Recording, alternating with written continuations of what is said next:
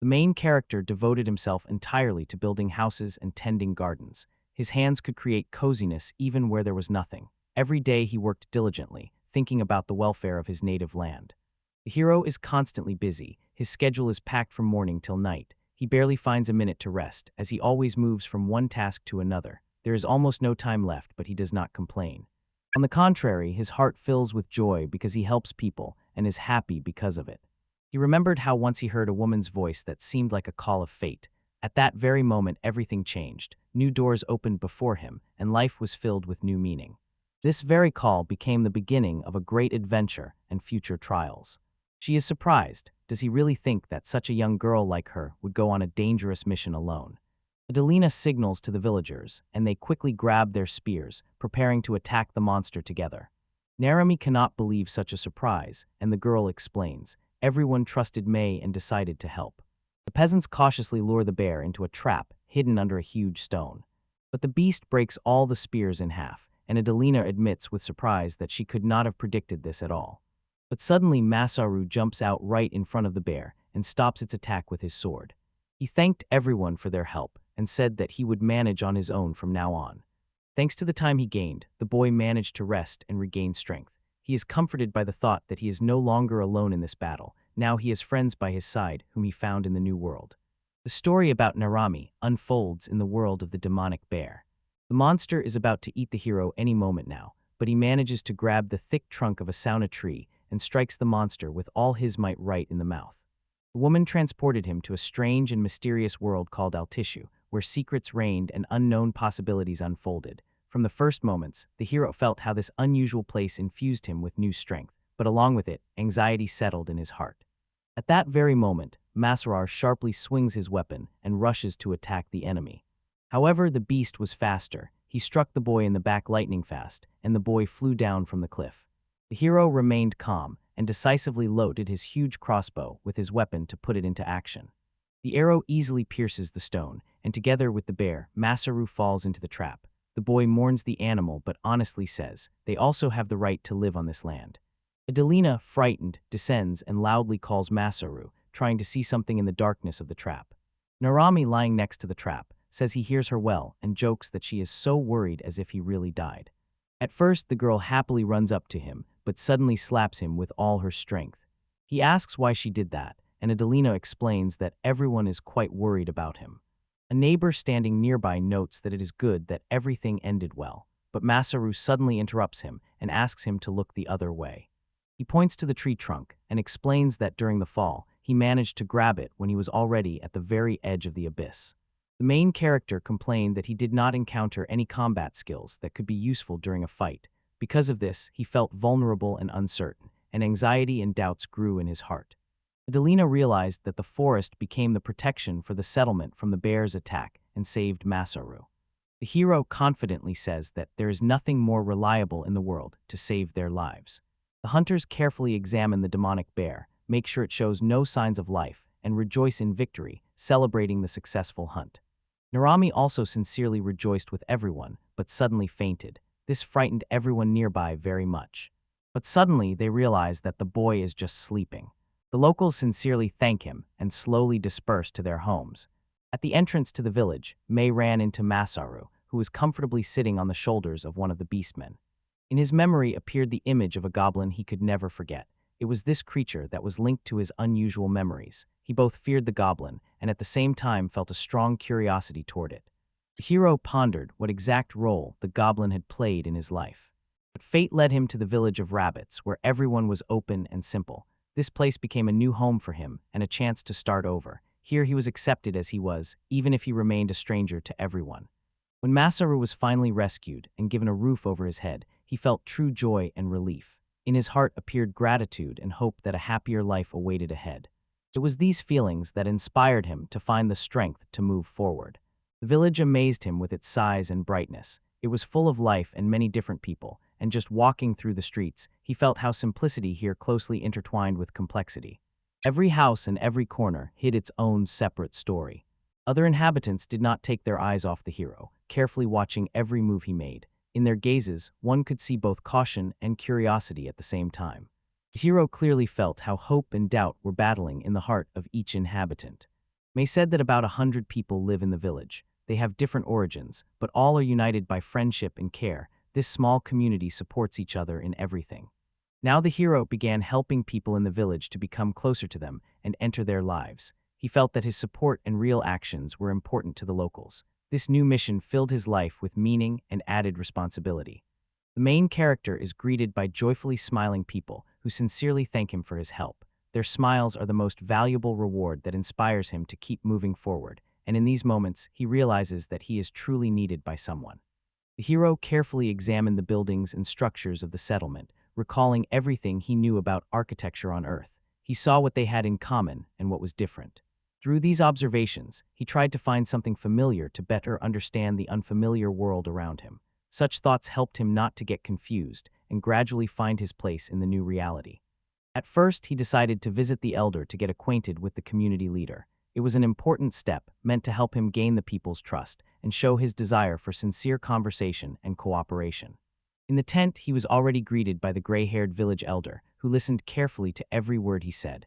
Around them, there was calm, but this moment could not be called ordinary. It was their first personal conversation with the local authorities. Masaru was very surprised when he heard how many years the elder had lived. The elder, however, could not imagine that the real hero standing before him was an ordinary person. Yet this mutual surprise helped them relax, and they quickly found common ground. From that moment on, sincere understanding arose between them. They sincerely thanked each other, expressing their respect and gratitude. This brief conversation became the first step toward their cooperation and the beginning of friendship. Their mutual politeness laid a solid foundation for further relations. The elder hospitably invited the hero to live in the village, gladly opening the door of the new house before him.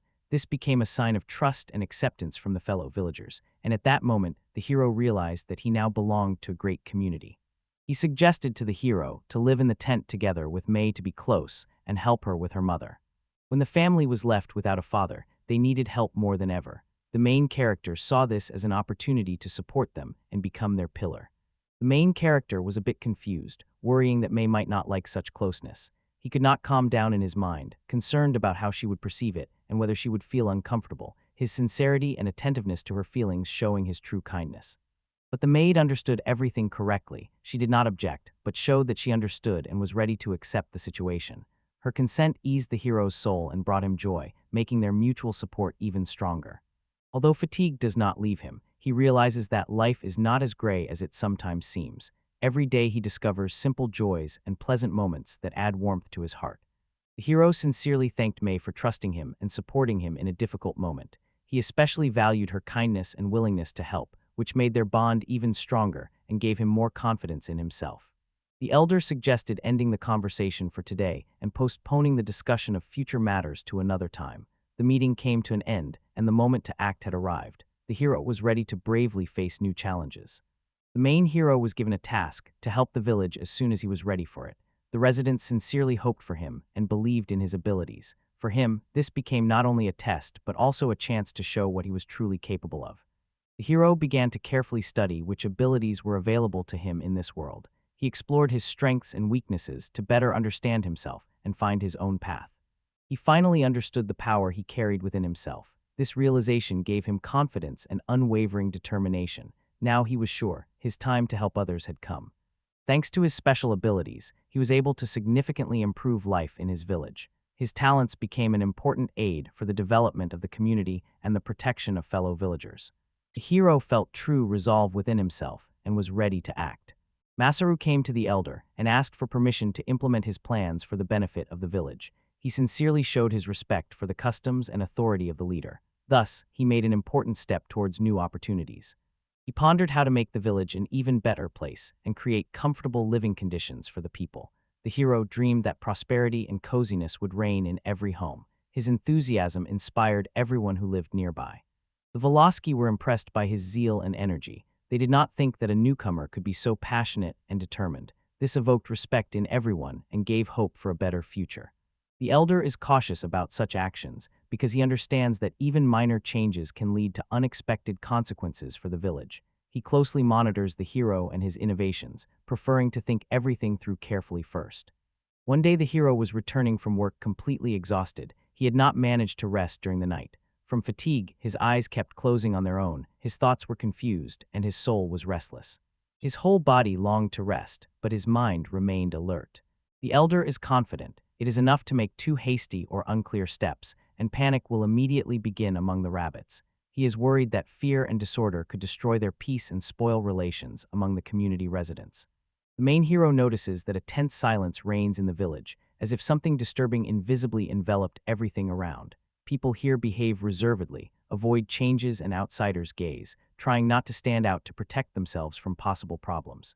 However, Masaru very much wants to accomplish what he could not in his previous life: protect his village and give it peace and prosperity. He firmly decided to change the fate of his fellow countrymen, even if sometimes doubts and fears do not give him peace. The hero promises to do everything to help and protect the village. He sincerely believes in his abilities and is ready to devote all efforts for the benefit of the people. His confidence and resolute words encourage and inspire the residents. Masaru appealed with a request to officially allow him to help in the development of the village. He sincerely wants to do everything together with the locals, respecting their customs and traditions. The village elder listens attentively as the hero talks about his ideas for a better life in the village. He understands well that new changes can both help and bring new problems. Therefore, the elder considers each proposal with full attention, recalling his experience and thinking through all the details. Eventually, the elder cautiously allows Masaru to try his strength. He understands that the new path can help the entire community if approached wisely. This decision becomes the first step towards change. The hero already knows well where to start and understands what changes need to be made. He carefully studies the village's resources, assesses his abilities, and thinks about what his first step should be. All his thoughts are now focused on preparing for the new challenge. The hero goes to the forest to better understand his abilities and learn how to use them. The solitude and silence around help him concentrate on himself and his thoughts. Here among ancient trees, he feels safe and can freely train and discover something new. The hero focusedly studies his possibilities, looking through the window with talent. Before his eyes, everything began to blur, as if the world was enveloped in thick fog. It seemed that a little more and he would fall, but the strength of his will did not allow him to give up. Ahead of him awaited a moment that could change everything. He takes a knife in his hands and carefully examines his abilities, trying to figure out how they work. This helps him better assess his capabilities and determine where to move next. Masaru no longer needs to train or recall what he knew in his past life. Now his abilities arise by themselves. Thanks to this, he can immediately get down to business without wasting time on preparation. The hero decides to split firewood with his bare hands to test his abilities and practice. He gathers his thoughts, tenses his muscles, feels the strength growing within him, and soon sees that his efforts bring the first successes. The tree was cut so skillfully and evenly that a barely noticeable mark remained at the cut site. It can be noticed only if looked at closely. This proves that the hero masters his skills excellently. He sincerely rejoices in his dexterity. Suddenly, right in front of Masaru, a huge tree falls with a loud crack, as if nature itself noticed his new abilities. This unexpected spectacle frightened the boy a little, but at the same time gave him strength. It seemed that nature itself was enhancing the importance of this moment. The main character wants to become stronger in his ability to use it better and in different situations. He sets clear goals for himself to develop and improve. His determination helps him move forward. The hero decides to try his hand at construction to improve the village. He understands that erecting new buildings and repairing old ones is an important part of a better life for the people. The new experience gives him more chances to influence the development of the village. He lifts the stone and tries to make a perfect cube out of it using only his strength, no tools allowed. This task lets him understand how strong and precise he really is. The hero carefully watches the result of his experiment. An ordinary stone before my eyes changed its shape and became a neat cube. This confirmed that the new skills really work. From now on, it is possible to create materials for construction. Next, the hero begins drying wood, deciding to try his hand at a new craft. He experiments, tests different methods, and looks for a better way to use his gift. This becomes the next stage of his training. Suddenly, the boy was lifted by an invisible force. It seemed as if he was torn from the familiar world and thrown into something unknown. The usual surroundings dissolved, and he rushed through narrow tunnels of space and time, not even imagining where this mysterious journey would take him. Since the hero has the same level of skill as his opponent, he decides to combine all his forces. He trains to control energy together and carefully watches every step to achieve the highest result. The main character studies various methods of how to properly dry wood and compares which one handles this task better and is safe. He strives to find a way that does not require extra expenses and allows saving resources. Among all the proposed drying methods, there is one that construction companies often use. The hero carefully examines this option, hoping to later apply it in his work or modify it to suit his needs. Masaru is very impressed that wood can be created in just a moment. This could significantly speed up all the work. He dreams of learning this technique to make life in the village simpler and more convenient for everyone. The hero sets a goal to learn how to instantly dry things. He carefully studies his abilities and tries different methods, experimenting without fear. Although many failures occur, this does not stop his determination. Despite all difficulties, he confidently moves forward, not losing faith in his own success. One day May came to Masaru while he was in the forest and invited him to have lunch together. She gently reminded him that it is important to rest sometimes and find time for live communication, and her care brought him peace during a difficult time for him. Masaru realized how sincerely May cares for him and how much warmth she gives. She noticed the hero lying unconscious and became frightened. She immediately ran to him and began trying to bring him to consciousness. At that moment, her heart was filled with anxiety and compassion. Her care was very much needed right now. The main character is happy that he managed to get out of trouble. Despite all the trials, he is glad to return to his affairs. Now he feels his strength returning to him and looks confidently ahead. For him, it is like starting everything from the beginning. Masaru learned from his own experience how difficult it can be due to magical exhaustion. His powers required a lot of energy, and it became a real trial. However, he did not give up. His strong will and stubbornness helped overcome fatigue. Despite all the difficulties, he still managed to dry the wood. This result became a true confirmation of his skill. Such success inspired him and gave him even more confidence in himself. Sometimes even a small victory can fill a person with new strength. The main character looked around in confusion, unable to believe his own eyes. Everything around seemed like a dream or a strange illusion. His heart was filled with true confusion as he tried to understand the new reality that had suddenly changed his life. The drying was successful, and now he and May calmly return home. They feel relief and joy, quietly talking on the way and dreaming about the future. Their hearts are warmed by the warmth and peace of their native home. By the door, they were greeted by Mama May. She immediately took an interest in the new guest and began to worry if everything was all right with him. Her kindness and warmth created an atmosphere of coziness around. The acquaintance went simply and warmly. Everyone quickly found a common language. They met, introduced themselves, and talked a little about rural life. From this meeting began their future friendship. The frank conversation allowed them to trust each other more.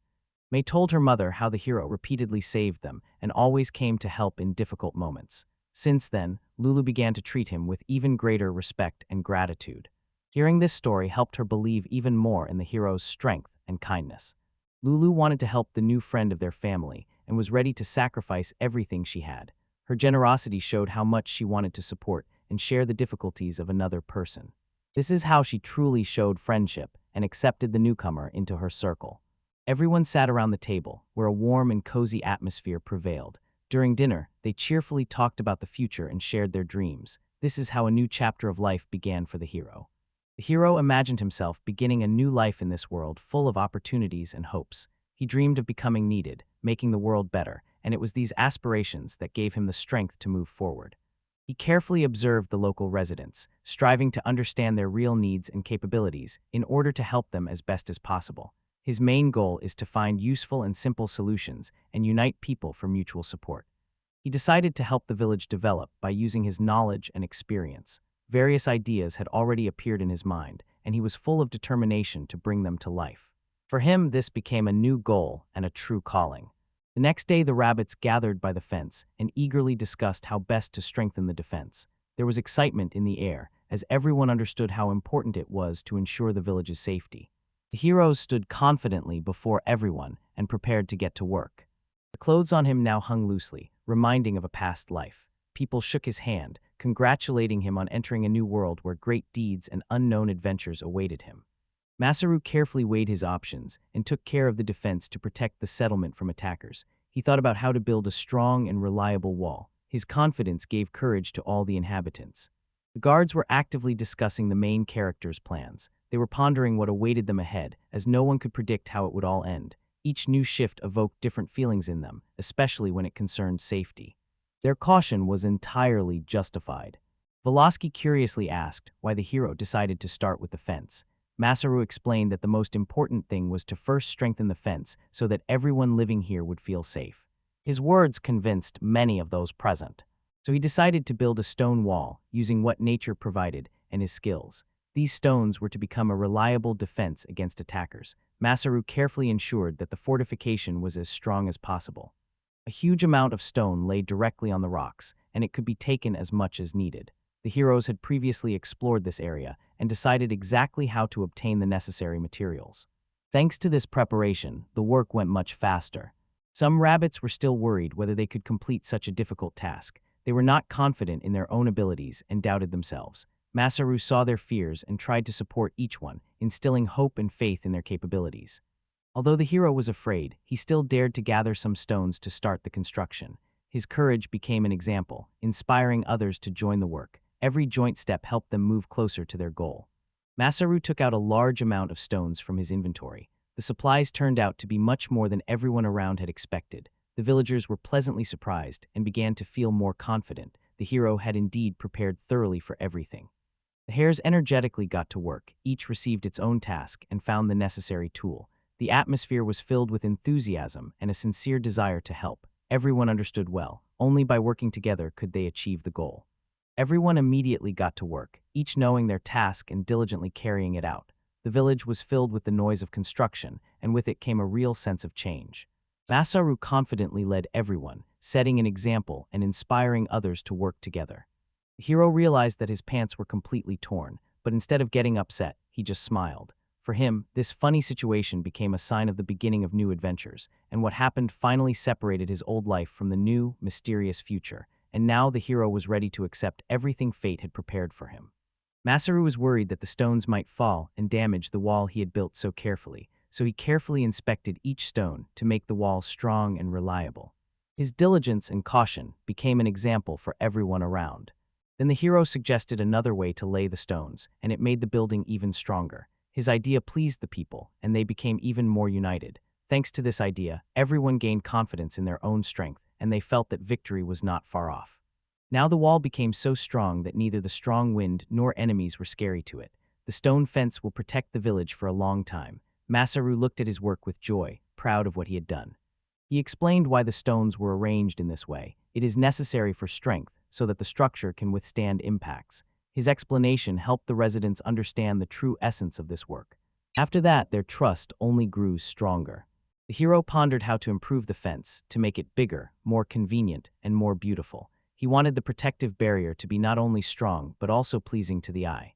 Imagining these changes, big plans were already forming in his mind. After this, a lively conversation began about how important it is to use stones and various building materials to fill gaps in the walls. The residents listened attentively, actively exchanged their own thoughts, and shared useful ideas. The time has come for Masaru's inspiring speech. His words awakened faith and confidence in the rabbits. He addressed them, urging not to fear change and to stick together for a common goal. The main character once again promised everyone that he was ready to lend a helping hand to every resident, as he had said before. His sincerity and desire to work for the good of all around further united the residents. He sincerely admitted that he did not see himself as a good teacher and asked everyone for a little patience. His openness and humility touched people, and they began to appreciate this simplicity and sincerity in him. Mama May wondered how many thoughts and ideas could be stored in Masaru's head. She watched his restlessness with a smile, and although her question was asked jokingly, it actually showed genuine interest in the boy. In the air hung a girl resembling an angel. She glowed and warmed everyone around. Her unexpected appearance gave a sense of peace and faith so lacking in the difficult time of change. She was the one who led everyone into an unfamiliar and new life. The hero also wanted to take part in cooking. He decided to build a stove to make life easier for the residents and make their daily life more comfortable. Thus, he got a new task. He decided to make a stove that would be reliable, durable, and convenient for everyone. Without wasting time, he carefully figured out which materials and technologies were needed, as it was important for him to consider every detail. It seems the women insisted that Masaru build the oven as soon as possible. Their faith and energy inspired the boy to get to work, and he understood well how important it was and did not want to let down those who trusted him.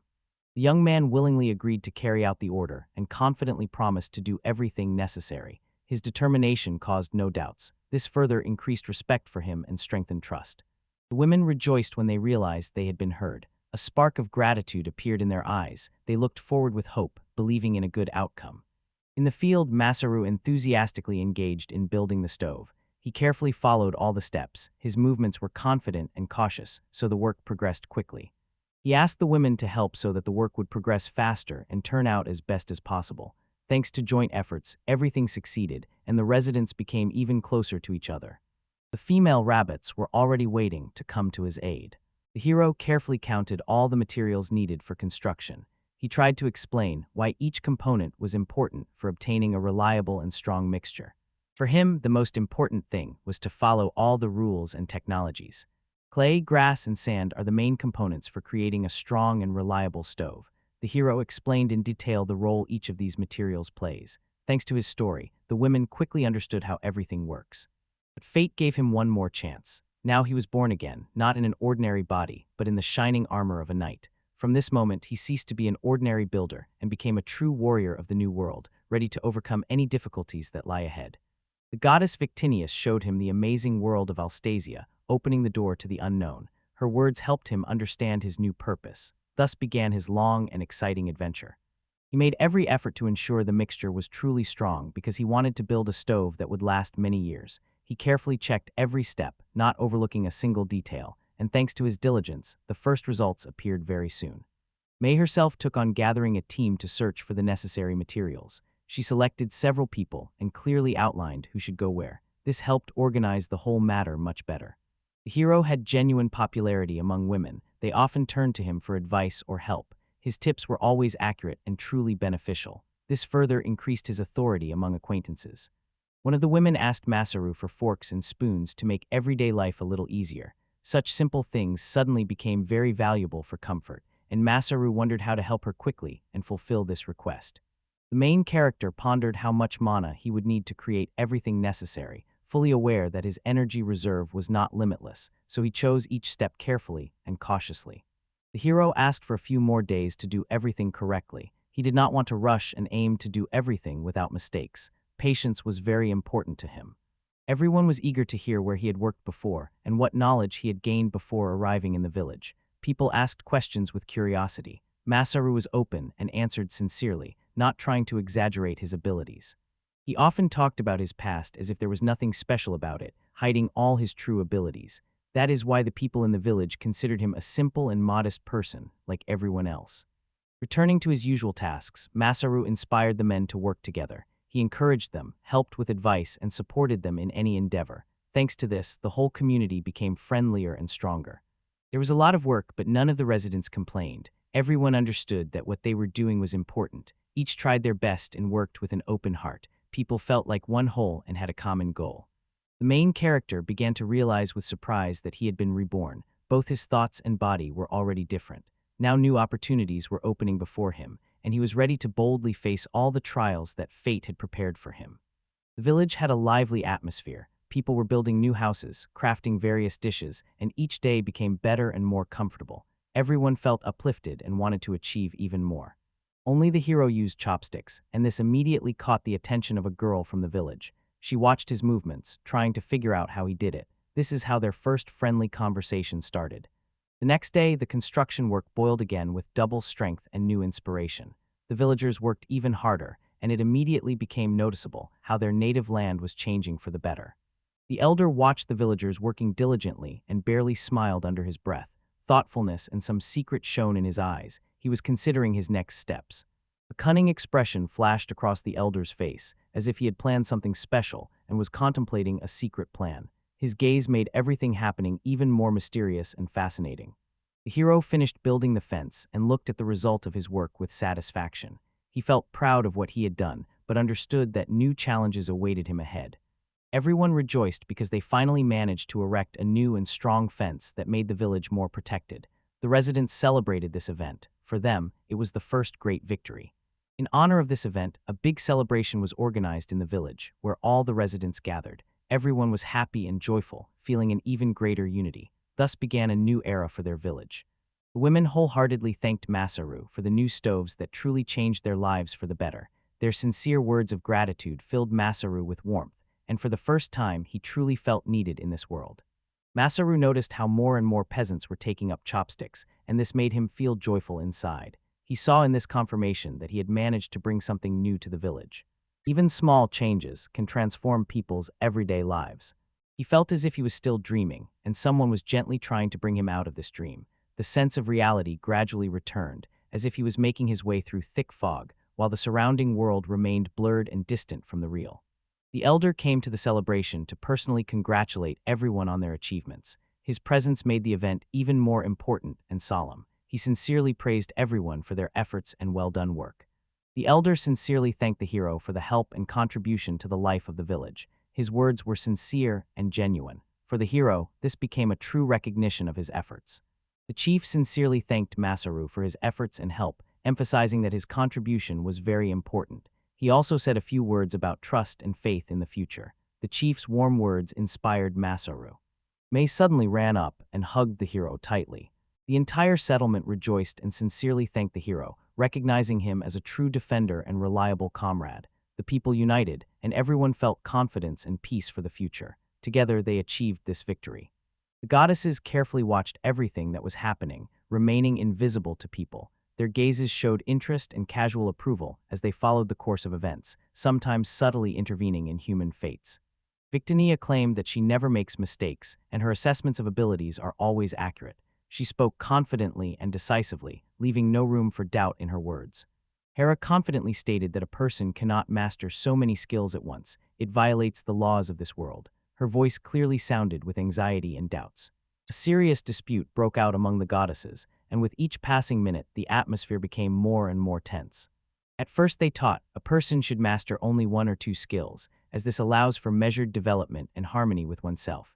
This simple truth forms the order in the world, and breaking this rule can easily lead to chaos.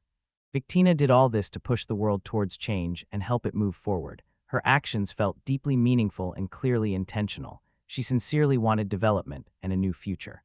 He saw strange rabbit ears under his hair that moved slightly. It turned out these ears were real and had already become part of his new body, and the hero was so surprised he could not believe what he saw. For the further development of the world, Masaru was needed. He became the person who could change the course of this story. His choice was fateful and extremely important. The goddesses saw new hope precisely in him. In the village, the hero met again with the elder. They sincerely talked about the future and considered how to develop the village. Their frank conversation further strengthened trust and the desire to work together. They exchanged a few polite words, praised each other's successes, and gradually began to work together. A genuine respect arose between them, which became a strong foundation for joint plans. The room felt warm and friendly. Masaru openly tells the village head about his ideas on how to make life in the village better. He shares his proposals, and the elder attentively listens to every word. The main hero is fascinated by this new world. He wants to learn about the traditions and life of the local residents. His curiosity allows him to better understand everything around and quickly adapt to the unfamiliar environment. He was especially interested in snails, these unusual creatures he learned about from conversations. He really wanted to understand the important role they play in nature and how they can affect the surrounding world. However, he still had many questions to which he found no answers. He is told that slugs do exist, but they live somewhere beyond the rock, where it is very difficult to reach. This only fuels the mystery and even greater interest in the hero. He remembers this detail well. Masaru wants to teach the residents to care about cleanliness and explain to them why tidiness is so important for health. He thinks about how best to share this knowledge with the rabbits. For their community, this will be an important next step in development. Masaru relentlessly thinks about new ideas and improvements that can make life in the village better for everyone. Everything he plans is always aimed at the welfare of the community in the future. His thoughts are constantly occupied with various plans. The main hero wonders if there is an ocean in this world. It is very important for him to learn about the size of the area and its climate. This knowledge will help him make the right steps in the future. The answer to this question is of great importance for understanding the surrounding world. Suddenly he stood up and realized he was in the middle of a dense forest filled with amazing energy. The air here was fresh, every breath felt special, and from above you could hear the wind rustling through the leaves. Everything around was unfamiliar, and he felt like a stranger in this place. An unexpected silence fell. The people in the village pondered his words. They understood that the answer at this moment could change their entire lives. May told that once a sea spread out in this place, her story was sad and taught the villagers to always remain cautious. The ocean is now empty, and people are afraid to return here. The atmosphere feels lonely and something unknown. For the hero, this place becomes a new trial that he needs to understand and overcome. The elder told the hero about the endless expanses of the ocean, shared ancient legends and important knowledge about what is hidden beyond the distant horizon. His voice was full of respect and a slight hidden meaning, as if he was revealing an ancient and mysterious truth. Long ago, rabbits lived right by the ocean. They breathed fresh sea air, rejoiced in the generous nature around, and enjoyed the silence and peace that reigned in that beautiful place. However, over time people appeared here, confident and strong. They seized these lands, drove out the rabbits, and deprived them of their native home. From this exile, an incurable pain remained in the little hearts of the rabbits. The hero suddenly realized how tense and painful the relations between the rabbits and people were. He felt the burden of this confrontation on himself and understood how much injustice his new friends had to endure. Although in the past there were offenses between them, the villagers still allowed the main hero to stay. Perhaps they saw in him strength, wisdom, or a simple desire to help others. Masaru realized that his mission was to help the new neighbors find peace, feel safe again, and believe in a better future. He decided to do everything himself so as not to bother others with his affairs and not to ask for help. He carefully touched his new ears, as if still not believing they were real. Their softness and tenderness to the touch reminded him this was no longer a dream, but a new reality in which he lived. The hero decided to go to the ocean alone so as not to put others at risk and to have more opportunities to find new ways to solve the problem. The next morning he was fully prepared for the journey. He gathered the necessary things, carefully inspected the equipment, and set his mind on the road, which promised to be long and possibly difficult. May did not want to leave her friend alone, so she decided to go with him to support and show that she was nearby in difficult times. The hero tried to convince her not to go with him, worrying about her safety. He understood well what threat this dangerous journey could pose to a young girl. Masaru tried to convince May not to go with him, but all his words were in vain. The girl stood her ground. She was stubborn and determined, and did not want to leave her friend alone in the face of such serious trials. At that time, the village elder approached the friends. He brought everything that might be needed for the journey, showing his care and support. He believed that he must give the hero a pouch with important things, because he understood that in the most difficult moment, it could save his life. In this sack lies strong armor. It reliably protects against blows and will help survive the difficult trials ahead. The main character said goodbye to everyone, sincerely thanking them for their support, kindness, and faith in him. With a heavy heart but firm determination, he left his native village, bidding it farewell forever and stepping forward into the unknown. Next to him stood a girl with the same rabbit ears she was from the rabbit people. Her gaze combined kindness and a bit of surprise. The boy took a map out of his backpack to avoid getting lost and confidently find his way on new, still unknown roads. Thanks to the map and his attentiveness, Masaru was able to overcome all obstacles and reach the ocean, despite the difficulties he encountered along the way. On the way, the hero was suddenly attacked by monsters. They were evil and dangerous, and their appearance threatened his life. The hero had to give his all to confront these terrifying creatures. On top of everything, he still had to defend himself from robbers who waited until he was tired to attack at his weakest moment. The robbers approached Masaru and asked for help to lift the cart. In fact, it was just a trick. They wanted to distract him to suddenly attack and easily seize their loot. But thanks to his skill, quick reaction, and calm mind, the hero was able to defeat all opponents. He neutralized each one in turn, and without wasting time, continued moving forward. After the battle, Masaru used a healing spell to heal the wounds of the injured bandits. He showed mercy even to those who had recently wished him harm. He could never just take someone's life for no reason. He sincerely believed that every person deserved another chance, even if they were his enemy. But he took with him a few things from the robbers, trophies that might be useful to him during future travels. For Masaru, it was a fair deal. He gave his life, and in return received everything needed for survival and moving toward his goal. The main character realized that he was starting a new life, finally leaving the past behind. His mind and body gradually changed, as if doors to a completely different world were opening before him. This realization stirred mixed feelings within him. Suddenly, a signal flashed brightly on his map. The arrow confidently pointed to a special place that required his immediate presence. When Masaru arrived at the lake, he saw that the town of May looked empty and abandoned. This immediately caused him unease. The watchtower stood empty, and this immediately caused alarm and a sense of impending disaster. Over time, it became known that the city was taken over by goblins. They settled here and had no intention of peacefully coexisting with others. Suddenly, goblins attacked the hero. They fiercely defended what they had recently acquired and stubbornly did not allow strangers to set foot on their land. Masaru delivered his first powerful strike to the nearest goblin. It immediately fell to the ground, and the other goblins instantly became alert.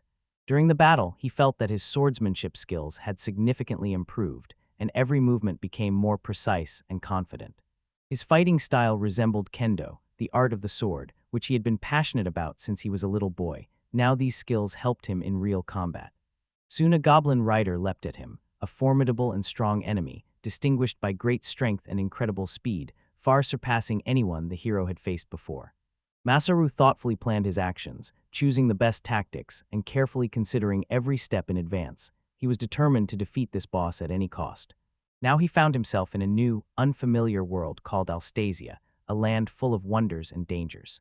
Masaru carefully watched the opponent, tensely tracking every move. He patiently searched for the slightest weakness to strike precisely at the right moment and win.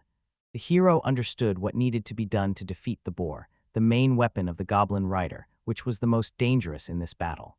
He quickly took a heavy log from the inventory, decided to use it as a weapon to deliver a strong blow.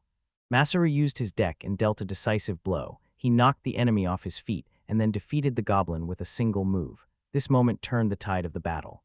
Now he had to stop all the other goblins and free the city from the invaders.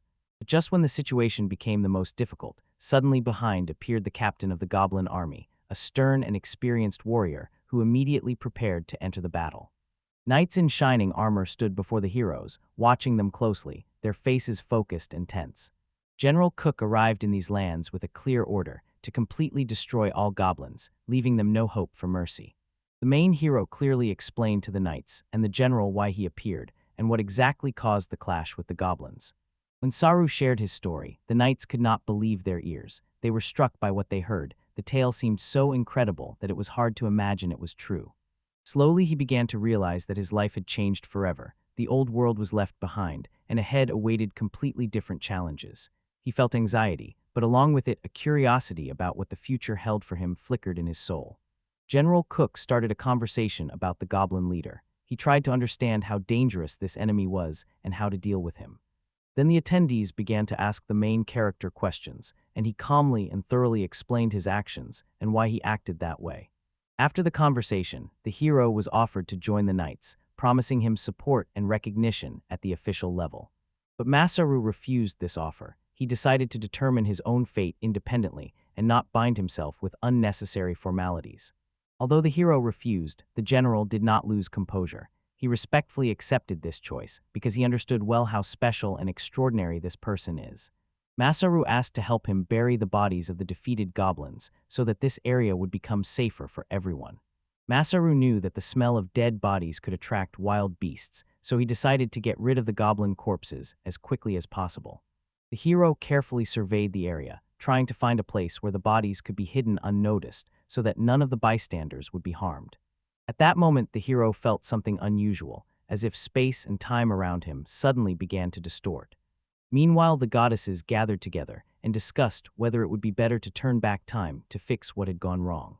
The main character now dresses differently because he found himself in a new world with completely different rules and customs. Every element of his clothing emphasizes the power and responsibility he must now bear. The main character was shocked when he realized he would have to start everything from scratch, without any memories or experience. It seemed like a huge challenge, but there was no choice. He gathered all his willpower to move forward. If you take all the circumstances into account, the hero could not defeat the goblins in any way. From the point of view of logic and common sense, his triumph seemed absolutely incredible. The girls noticed that Masaru's body had changed. It seems that it was precisely because of these changes that he gained such impressive strength, which helped him win the fight. Hera suddenly realized how terrible this event was. If nothing was done now, the consequences could be truly catastrophic. She understood that if nothing changed, everything would end badly. The world stood on the brink of destruction due to unexpected changes that suddenly engulfed its events. In troubled times, the knights sincerely thanked the hero for his help, feeling that a truly remarkable person stood before them. General Cook stated that it was the hero who saved everyone and became the main participant in these events.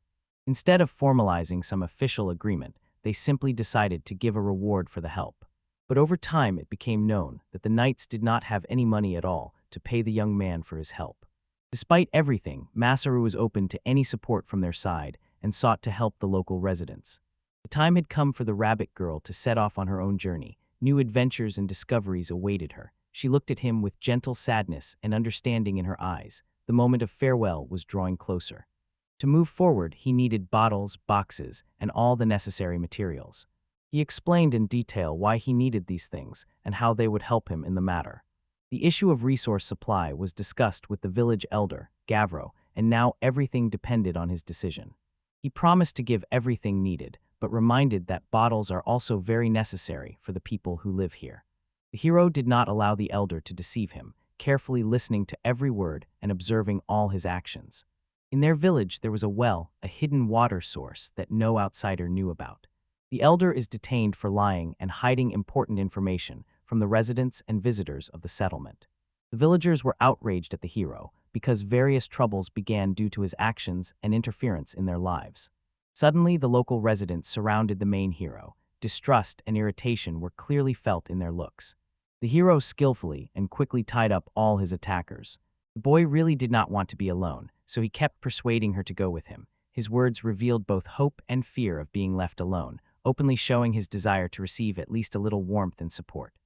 Masaru told the general that he was attacked by local residents. There is a tense atmosphere in the village now, so people have become very aggressive. The general understood well why the local residents behaved that way, so he treated them with patience and compassion. The interrogation of the elder began, during which they tried to find out what exactly he did and how he hid the well. The village elder was accused of hiding the well and deceiving the people. When the interrogation ended, the elder and the villagers remained disappointed. The revealed truth only sparked a sharp dispute among them.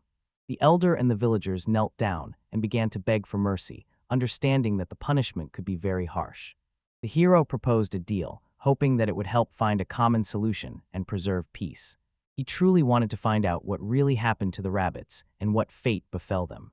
The elder tried to hide the truth and avoided difficult questions. But Haver, who was the head of the village, did not hide anything. He openly and sincerely told the whole truth. The girl seriously warned him, if anyone finds out that he is human, real panic will start in this world. He is a stranger here, so he must be extremely careful and not reveal his secret. The knights began to wonder why Lahar was watching so closely what was happening with the rabbits. For Masaru, the rabbits were a real treasure, and he was very worried about what would happen to them. People hid shame inside themselves for their mistakes and what had happened to them, and therefore rarely spoke honestly about it. One of the knights praised Masaru, emphasizing his courage and sincere honesty. Hover recalled how 5 years ago, their village was captured by enemies. Then the rabbits had to save themselves by fleeing, hiding from attackers and cruel persecution. When the main hero learned about the suffering of the innocent, his heart was filled with true anger. Masaru could not understand where the rabbits they had recently caught had gone.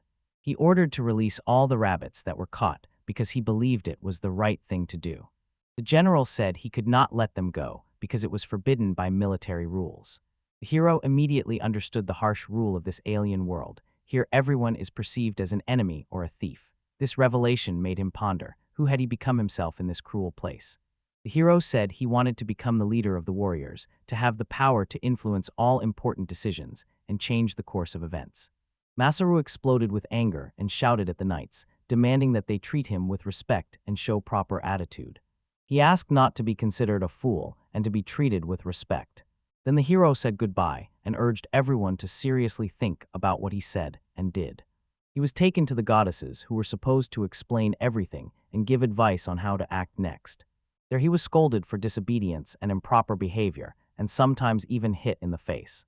The goddess asked Masaru why he was so insolent and what caused his quarrel with the people. The main hero reminded her that he was taken by force and he never agreed to it. Masaru was not sure if one person could defeat an entire army, and this greatly worried the goddess. Victina did not tell the hero an important truth, fearing that it would scare him prematurely. It turned out that humans are the ones controlling other races, sometimes even behaving very cruelly, and such treatment constantly caused tension and disputes among everyone in society. The main character found himself in this difficult situation. Yet she revealed to him one secret, that could change everything in their lives. The essence was that the hero could defeat an entire army single-handedly if he skillfully used his powers. The hero froze in place upon hearing these words. He opened his eyes wide in surprise and fixed his gaze on the girl, trying to comprehend and accept what she had just said. Focusing, he cautiously asked what exactly she meant. The girl began to explain in detail, revealing to him previously unknown aspects of his abilities.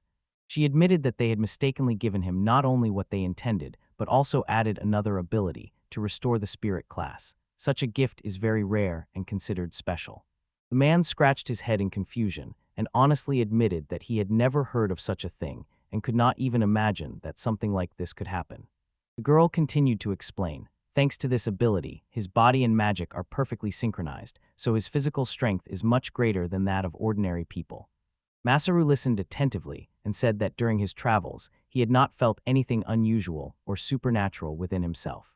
He was silent for a long time, digesting her words, and the girl continued, "Now you are only at the first stage, but over time, as you gain experience and strengthen your power, your abilities will become greater and greater." The man ran his hand over his head again. A clear confusion and anxiety appeared on his face. Everything seemed complicated and incomprehensible to him. The main character asked the girl to speak up for him, but suddenly heard something rustling in the bushes. He immediately tensed up. There was supposed to be no one here, and danger was clearly felt in the air. The girl quietly apologized for speaking too harshly and unexpectedly. She understood that this might have embarrassed him or even put him in an awkward position. She looked at him gently and calmly, as if she wanted to support Masaru and give him courage so that he could more easily accept this news. The hero froze in surprise, struck by what he had just heard. He was still trying to understand the meaning of what he heard when suddenly the girl vanished without a trace, leaving him alone with a bunch of tangled thoughts.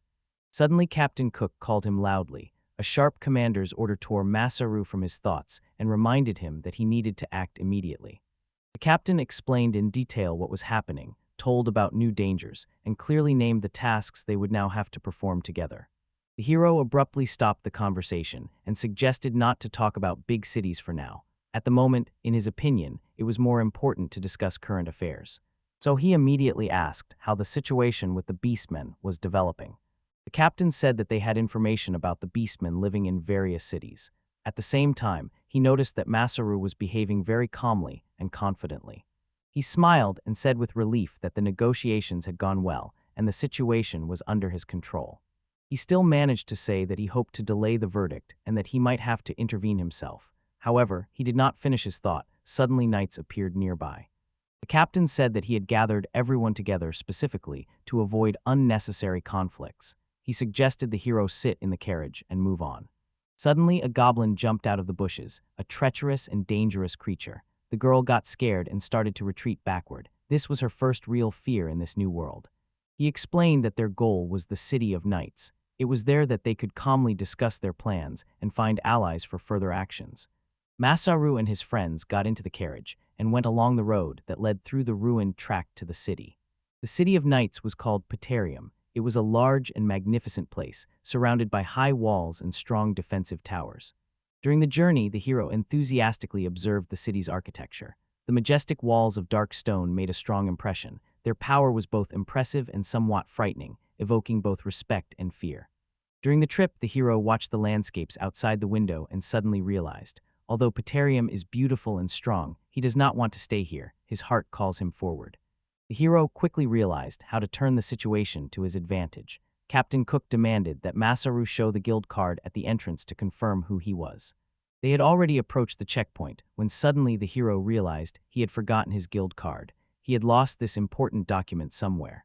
However, everything turned out to be less dangerous than the hero initially imagined. The knights simply asked him to place his hand on the magical device to verify his identity. Masaru obediently placed his hand on the device, and it immediately created a personal, unique guild card for him. He was told that the card would indicate his name, the name of the guild, and whether he has a criminal record. All this information is needed only for identification and security purposes. The girl shouted to the hero, urging him to run and save himself from the goblin. Her voice trembled with fear and anxiety. It was necessary to act quickly. Delaying was dangerous. After this, the hero admitted that such a situation was new to him. But when he was given the card, he sincerely rejoiced and felt true relief. He studied the new map intently, running his fingers over its surface and pondering every detail and all the possibilities it could offer. He remembered how just recently he had raised his level, and it immediately became visible both on the map and in his abilities. Other heroes saw it with their own eyes and were genuinely surprised. They were surprised and immediately asked Masaru how he managed to master so many different skills. Masaru himself never thought that anyone would ever be interested in that. In a hurry, he forgot to close the skills section on the map. Even when the boy admitted he was a little wrong, no one believed him. The heroes discussed among themselves, not hiding their surprise and doubts because this hero turned out to have so many different skills. They silently studied the map, each immersed in their own thoughts. Suddenly, they were called to a meeting, promising that later they would have the opportunity to discuss everything further. Meanwhile, in the meeting hall, the staff had already gathered, all eagerly awaited the start of the conversation, hoping to discuss important issues and find a way out of the situation together. The heroes felt oppression and strong tension, as the thought of the meeting awaiting them greatly worried them. In the middle of the room stood a large table, behind which sat several people with serious and somewhat sad faces. The hero decided to distract the goblin to give the girl a chance to escape. His heart was pounding wildly in his chest. He felt both fear and determination at the same time. Ahead awaited a true trial, a battle where life was at stake. The man who sat in the mill introduced himself as Lancelot. He was the one who governed this city and was the chief among those present at this meeting. The main hero looked intently at Lancelot and immediately noticed that his aura was very different from all the others. It seemed much stronger and deeper. The boy only managed to thank for the chance to discuss what was important to him when suddenly the knight abruptly interrupted him mid-sentence. He immediately stated that he knew about the hero's desire to negotiate the release of the beastmen and added that there was no point in beating around the bush on this topic. He said that the boy came with the intention to offer something to release the beast into freedom, but he had nothing truly valuable for exchange. The mayor asked with interest what exactly the young boy could offer them in return. The hero thought and decided not to mislead Lancelot, but to try honestly to understand what he could really offer him. Suddenly, he loudly declared that he was ready to share his knowledge. He shared that his knowledge allows reducing mortality and helping people overcome various difficulties. At first, people did not understand him. Then he began to explain more simply and gave an example, how to make horse-drawn carriages better. Having finished his business, the hero received another task. A new challenge awaited him. His life became an endless series of trials, leaving no minute for rest. Realizing that the goblin could get into trouble because of him, the hero decided to take him as far away from the village and the girl's home as possible. Inside, he felt a struggle, fear competing with the desire to help and protect another. He described in detail what exactly he would change in the wagons and explained how the new mechanism would function. The hero froze for a moment, immersed in thought and listening carefully to the explanations. He said that he understood the boy well and even supported him, but noted that there was not enough evidence yet. The mayor admitted the idea was indeed significant, so he asked the young man to stay while the final decision was being made. After that, the boy addressed the hero with a question whether he would like to see him among the knights. Lancelot recalled that the boy had already refused earlier, but they could not afford to lose such a talented warrior. So he decided that the beastmen should remain under supervision until it became clear what results the boy would achieve in his work. The hero was impressed by what he heard. Lancelot noted that the boy could share not only his knowledge, but also his own fate. His words made the young man think deeply. He agreed, and this greatly surprised everyone who was nearby. The knight promised the boy that as soon as he saw the first results, he would immediately entrust him with the management of the werebeasts. He himself did not realize his actions. Everything happened as if by itself, as if he was controlled by instinct. The girl slipped away skillfully, and he was left alone with danger. It seemed fate was testing his courage. The hero advised the young man to talk to the secretary because he saw that he was confused. The young man admitted that such conditions really seemed very attractive to him. Lancelot thought that he did not like this invasion at all, but after all, that is exactly why it is called war. However, the boy noted to himself that the leader of the knights was not so bad after all. The man warned that the liberation of the werebeasts could fail because of those who do not accept and hate them. Musatru was very surprised by his words. The hero came up with an unexpected way out. He challenged his opponent to an honest duel to end their hostility once and for all. He announced that he would fight anyone who was against the will of the beastmen, and the real truth, in his opinion, would be on the side of the one who wins. Lancelot agreed with this idea, saying that it was a brilliant decision and a real show. He also noted that if the strongest man in the city stood before them, no one would even dare to object. The hero decisively drew his sword from its sheath and offered Masaru to test their strength in a duel. The young man noticed how the man's eyes sparkled with excitement for the battle. He was completely captivated by the idea of the fight, so the boy began to dissuade him from the duel, trying to warn about possible problems. The hero asked the young man if he was not confident in his victory. Then he suggested looking at the training schedule on the field, implying that he would accept any challenge. Suddenly, the goblin hits the hero hard and he feels a sharp pain. Everything around seems to stop. Tension fills the space. The hero finds the strength within himself to fight and not give up. Then the hero declared that he wanted to conduct a lesson on personal hygiene. Even before the conversation about training began, he decided to share his instructive speech with everyone. He promised that everyone who now hurried to training would later receive a personal lecture from him. The commander-in-chief was already about to leave, but Masaru asked him to stay a little longer. The hero continued sharing knowledge with the knights, telling them in detail about the rules of personal hygiene. He especially highlighted important points and explained why it was so necessary for each of them. He briefly explained to them what the compulsory school curriculum in Japan was like, but for the vampires, all of this seemed too difficult and incomprehensible. The commander-in-chief listened attentively to the boy, admiring his deep knowledge, and Masaru calmly added that such wisdom was extremely important and necessary. He inquired who Masaru was and why this boy knew so many important things. The commander-in-chief admitted that this information was indeed important, but right now they had no opportunity to pay for it. Lancelot said he did not want to remain indebted to the hero.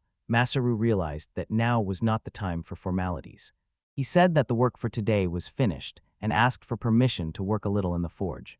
In response, the main character quickly grabs the first available bottles and starts throwing them at the enemy. He uses everything at hand as a weapon. Every thrown object is an attempt to defend himself and resist the attacker. The fight becomes increasingly fierce and tense. The hero shared his desire to improve the wagons and asked for permission to do so. In response, he was promised the use of the forge. Lancelot explained that most experienced craftsmen moved to big cities in search of better work, so very few true blacksmiths remained on site. The boy was led to the forge, and everything he saw there simply stunned him. The hero looked around with surprise, noticing that many different materials and resources had gathered around him. Masaru ordered all the workers to gather together. He loudly declared that today it was absolutely necessary to check all the materials down to the smallest details. And he also noticed that the workshop would need a good cleaning. One of the knights asked why it was so important to record all the materials in detail. This question greatly angered the boy. Masaru put on gloves, smiled, and confidently said that he would now demonstrate the perfect way to store things, which would help always maintain order. The hero set about cleaning the workshop. He carefully laid out the materials, placed the tools in their places, and took out all the trash. Now it became cozy and comfortable to work here. It seemed all strength had left the hero, and he found himself on the edge between life and death. His consciousness began to fade, darkness engulfed everything, yet deep inside a small flame of struggle still flickered, and hope for salvation had not yet died out. He sincerely rejoiced when it became clean around him, and the room shone with light and order. Then the space seemed much cozier and more beautiful to him. Masaru approached one of the workers and started talking to him. The worker admitted that they used to store XSOR carelessly, without following any order or system. The man also said that the city had signed a long-term contract for ore supply. This contract would last at least another year, so the raw material supply would be stable. Masaru advised melting the ore and casting small ingots. This would make them easier to work with. Perhaps it would even be possible to get a new metal by mixing different ores. The worker became interested and asked what the word alloy meant exactly. The hero began to explain how this alloy works. He said that for the metal's strength, it is important to properly combine iron with chromium, but it was not easy for the man to immediately understand all these complex technical details. Then Masaru decided to explain it in simpler words so that everyone would understand how this technology works. The hero looked around his workshop, made sure everything was ready for work, and decided to test his blacksmith skills. He began training, feeling excitement and anticipation of new achievements. He was genuinely surprised when he learned that it is impossible to simply create a sword with one wish. It requires hard work and endurance. Masaru started the task carefully and unhurriedly. He imagined the sword in the smallest details, thoughtfully considering every aspect. He skillfully processed iron ingots, using magic along with craftsmanship to give them the desired shape and strength. Suddenly, the goblin stumbles, slipping on a bottle, and almost falls. At the very moment when it seemed there was no chance, fate gives the hero an opportunity to save himself. Over time, the hero noticed that he was doing well and began coming up with more and more new ideas. After several hours of intense work, he finally stopped and noticed a knife in front of him that he had carefully forged himself. The hero carefully placed the knife he had diligently forged on the table and immediately began fine work with various tools and materials. He always repeated to himself and those around him that thanks to his blacksmith skills, he was capable of creating and improving anything with his own hands. Masaru began trying to work in different ways. He experimented with metal and shapes, searching for the best result. In his imagination, he was already creating something completely different. Everything had already started, and he was completely confident in his decisions. He worked persistently, not getting distracted by anything, and everyone who passed by the forge stopped, admiring how skillfully he worked. At that very moment, Lancelot entered the forge. Seeing how the hero had forged a gigantic sword, he could not hide his surprise. Yes, if Masaru really forged this sword himself, the hero agreed with this, but added that he first wants to improve the weapon he currently has. Lancelot approached the young blacksmith and asked him to reforge the sword, fully relying on his skills. The goblin falls face down, his head hitting the stones, and he immediately dies. He can no longer resist. Around, it becomes quiet as if the fight never started. The whole commotion disappears in an instant. The hero suddenly feels lightness in his heart, but at the same time, great fatigue. The man looked anxiously at the workbench. Piles of various parts and components lay in disorder on the table, none of them yet connected. Masaru explained that these were just spare parts. According to him, thanks to them they would be able to update and improve the city. He explained in detail how these materials could be used to create new mechanisms and improvements. However, Lancelot did not immediately understand how to apply this knowledge in practice. The hero announced that tomorrow he would share his ideas and new developments with the residents and city authorities. Therefore, Lancelot must be composed and ready to receive everyone who wants to talk about these changes. The commander carefully observed Masaru. He was curious how he would solve the assigned task and what exactly he would do in this situation. Masaru worked persistently until night. He improved his products and thought about how best to conduct the upcoming presentation. Perhaps he got too carried away and spent more time and energy on it than he intended, but he derived genuine pleasure from it. It was the work on this matter that brought him sincere joy. In his thoughts, he already imagined how he would tell everyone about his successes, show how useful his inventions were, and open new opportunities for people. He also reminded himself that in the future, he would need to organize a lecture on personal hygiene to continue helping knights and city residents maintain their health. The next morning, a girl came to the main character. She approached him calmly, with a noticeable confidence in her gaze, as if she was about to say something that could change his entire life. At that moment, the hero suddenly receives a light but unexpected slap on the back of the head. It irritates him, and he looks around in surprise, trying to understand why he was treated that way. He addressed her as a liaison. In response, she said that all her evenings were scheduled with training. Her voice sounded tired, but it clearly carried a firm determination. This thirst for struggle dominated the entire tense atmosphere of preparation. The girl calmly announced that in 3 days there would be a duel with Lancelot. Her words sounded remarkably serious, as if this trial could change the lives of many people. She voiced to him the official appeal. Its text was clear and serious, immediately emphasizing the significance of the upcoming event. The girl frankly said that she understood the boy's anxieties. In her eyes appeared sincere sympathy and concern, for what awaited them ahead was truly difficult and dangerous. He assured that there would be no serious injuries. He would do everything carefully. His voice carried confidence and determination, which spoke of his strong character.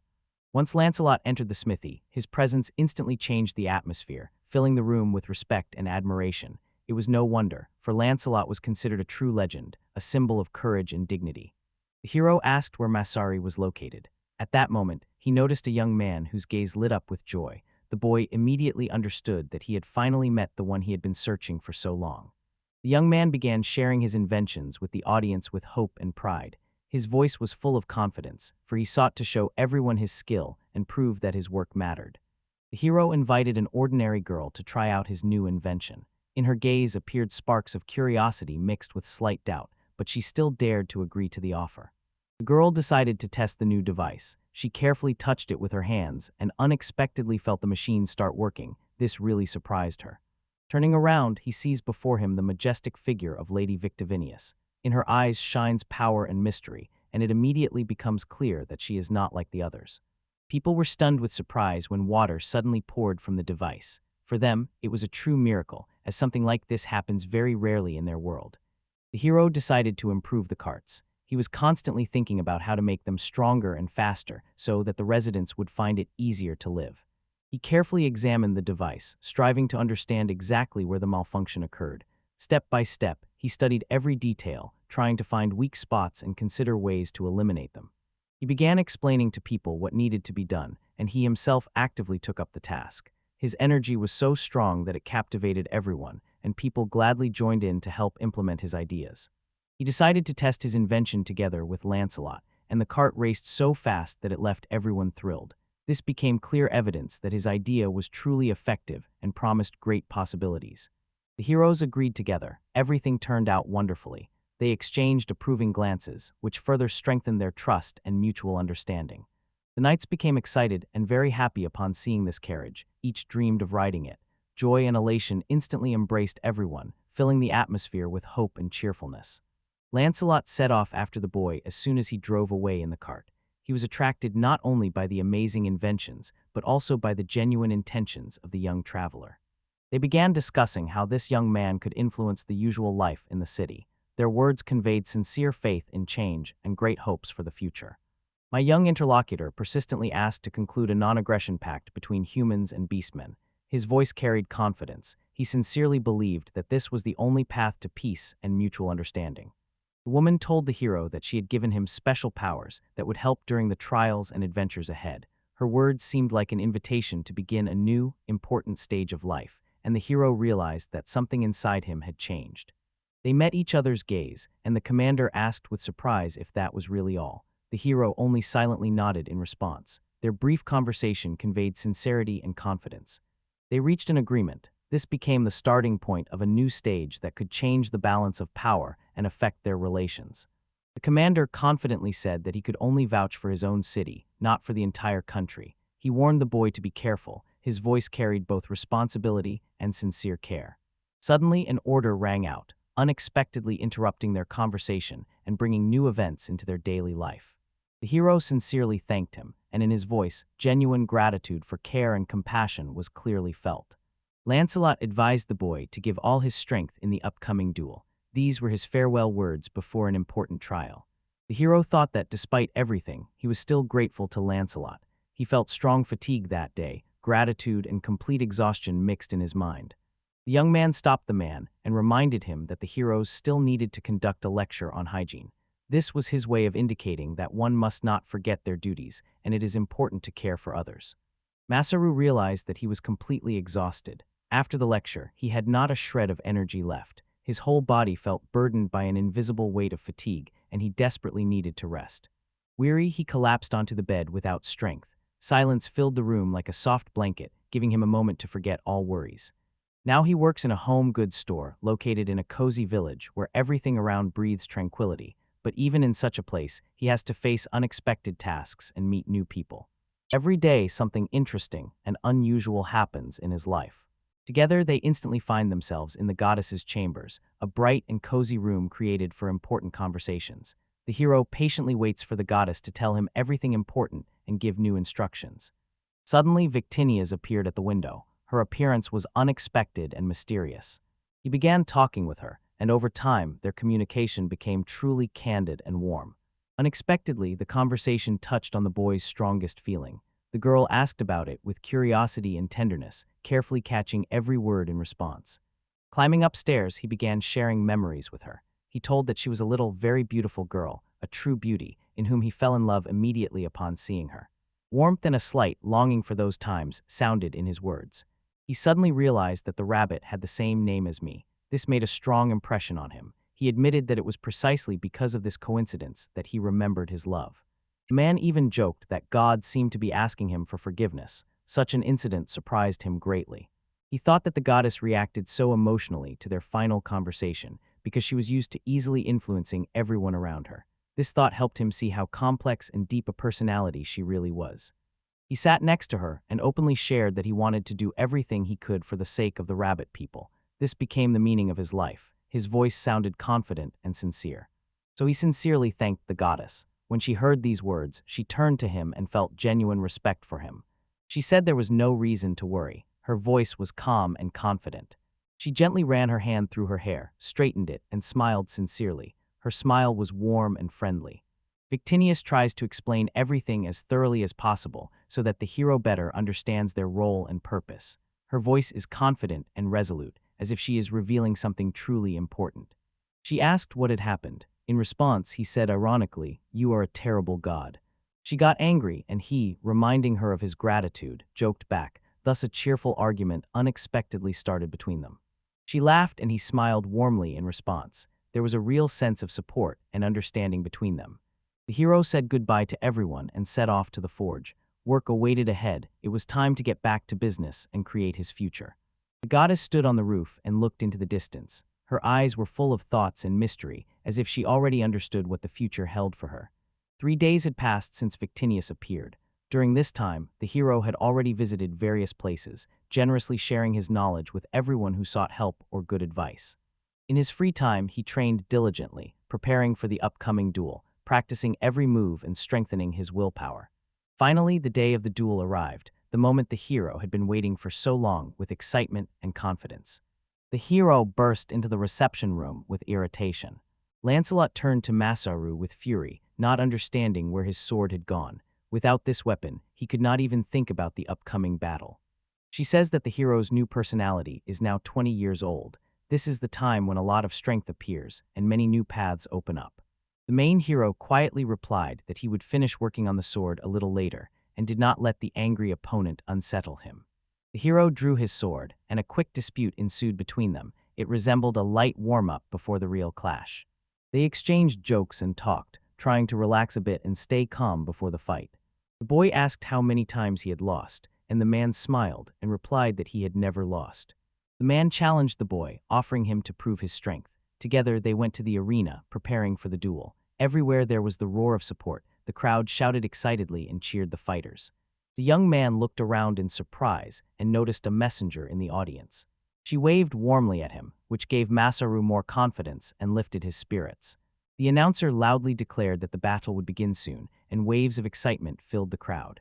The heroes confidently approached the arena, determined to fight and show all they were capable of.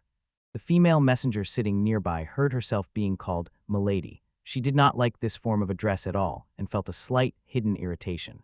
She watched the fight intently, thinking about how quickly and confidently the final point would be set in this battle. Masaru quickly approached the opponent to engage in close combat. This way he could watch the adversary more carefully and better understand his tactics. The hero looks around confusedly, not understanding whether it is a dream or reality. His heart is filled with anxiety and doubts, and chaos reigns in his thoughts. He tries to find at least some clue or something familiar in his feelings to hold on and understand what is happening.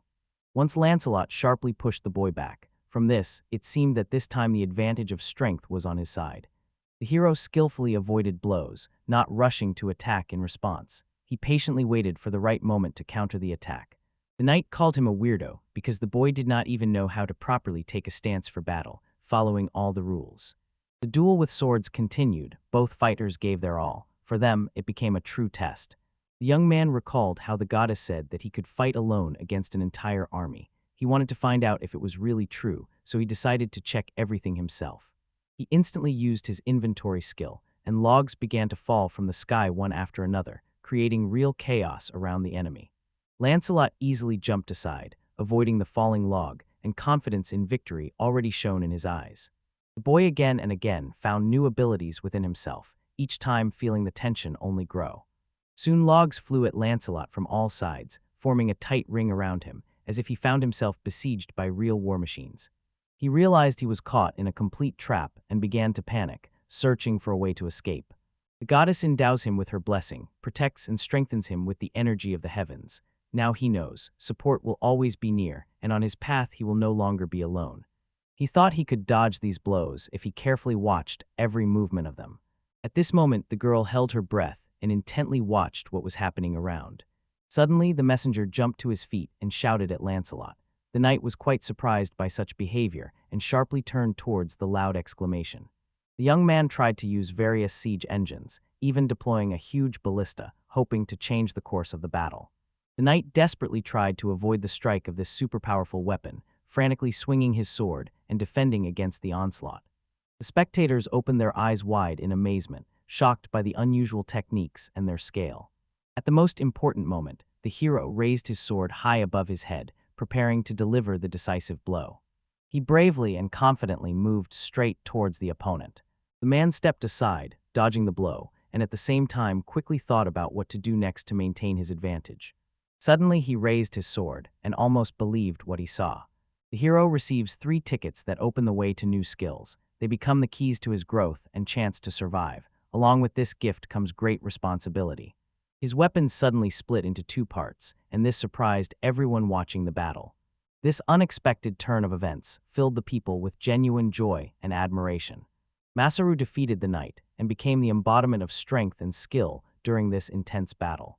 Lancelot looked carefully at the boy and, barely smiling, said that he had already guessed his plans. He praised the youth for courage and intelligence, but noted that even when strategies are thought out in detail, unexpected turns can always happen in a real duel. The hero sincerely admits, at first he believed in his plan, for it seemed that the sword blade was about to break at any moment. Then he remembered that the sword was given to him by Lancelot himself. Before the trial, Lancelot personally shortened the blade to see if the boy could handle the weapon in that condition. Because of this, the task became even more dangerous and tense. Masaru said that his sword was forged from a unique material, unlike the swords currently used in battle, so everything happening to him felt like an interesting adventure, a game testing both luck and skill. The knight listened to this and his face saddened. It was clear he was disappointed. He admitted to himself that he had overestimated his strength and did not expect such cunning from the enemy. Now he saw that the clash was going completely differently than he had planned. The young man explained that his great bow was actually a ballista, an ancient siege machine designed to break walls. However, he was completely astonished when Lancelot managed to split the arrow in half. It mattered greatly to him. It was precisely thanks to the powerful air strike that the enemy's sword was damaged. The boy saw that this was enough for cracks to appear on the blade and for it to become fragile. Victinius assures that the hero will soon figure out which skills he will need himself. This shows his trust in the hero's abilities and belief in his prudence. After this, he raised his sword closer, wishing to demonstrate how skillfully it was made and how much his weapon differed from the opponent's damaged blade. Masaru handed Lancelot the sword, thanking him for the fair duel. This is how he expressed his sincere respect for the opponent.